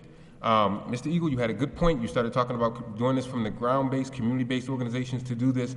We could do this not just at East, but we need to start looking at doing it at other schools, because there are other dominoes that are gonna drop soon. I mean, let's not pretend. It's East now, and it may be one of the other schools that's on the list tomorrow. So we might as well get ahead of this thing. And we might as well get ahead of it, not because the state is telling us to do it, but because it's the right thing to do. Or else we'll be sitting here again next year in the same room, and we'll have people, blaming the board, blaming the teachers, blaming whoever. We'll be sitting here doing that. So I'm not interested in really, I understand politics. It's political season, blah, blah, blah, whatever. We need to solve this issue now by engaging in this EPO model, or whatever model we want to call it, not just for East, but systemically overall at the district. And the last thing I'll say is we have models that work. There are people in this room that are over 60 years old, even before I was born. The Neighborhood Street Academy, the hardest to serve kids. I see people at the gas station who say, I went to the Neighborhood Street Academy. Some of them are doctors and lawyers now. And these kids weren't nearly as bad as some of these students. So it's not like we don't have models in this community that are organic. The Neighborhood Street Academy, that is an organic model that can work. So, Mr. President, I'm not interested, and I'm just being honest, because I'm not, because it's not going to work. Okay, I spoke to members of the Buffalo School Board, and they have some challenges there. We do not want an EPO to come in here and try to tell us what to do, and it will happen. I mean, we can say, we'll push back, we'll do it, but listen. Talk to people in Buffalo. Call the president of the school board in Buffalo and talk to her, and ask her what's going on there. I'm telling you, and we don't want that to happen. We better. If somebody said there's nothing like a crisis to seize an opportunity, we should seize this opportunity and do it now. It's going to take time, but we should think, and just not in the context of East High School. There was one speaker that said, and I'll wrap up. She said, I took notes on every speaker. She said that the systemic issues, reactionary system, and we need to be more proactive. I couldn't agree with that more. So, and we know that. So we know that we have these issues with these other schools. So why put our heads in the sand? I'm sorry to some of the East High folks that are still here. East High is not going to close, but something has to change here. The question is what's it going to be? And I'm telling you, something needs to change at this building. It's got to. It's got to. And I'm going to push for change, but I'm not going to sit here and tell you, my colleagues can do it, but I'm not going to support that. I'm not going to tell you that I'm going to tell the state, no, we're not going to do it. No, we're going to do something, but we're going to do it our way. And we better do it now while we're in control and we can do it. So, thank you. Commissioner Evans, you meant to say distinguished educator, right? Right, distinguished educator, right. Distinguished educator. We don't want that. We don't want that. And you know, I mean, you on the national level, you know, we don't want that. A lot of people don't know this, but Dr. Vargas, the superintendent by law, is a member of the Board of Education. So, Dr. Vargas, you will have the last word. I just want to say thank you. I'm glad that the student went home, and sure we'll be back, but I want to thank the parents and the teacher here who, even on the difficult situation, continue to work hard, the principal and everybody. This is a difficult time for our district. I will summarize it. We need to be more proactive in this situation. Our district have been facing serious challenge for a very long time, and the challenge that we face is that we had to act now, and I understand that they are an issue of time, but what I mean now, it doesn't mean like I see here at East.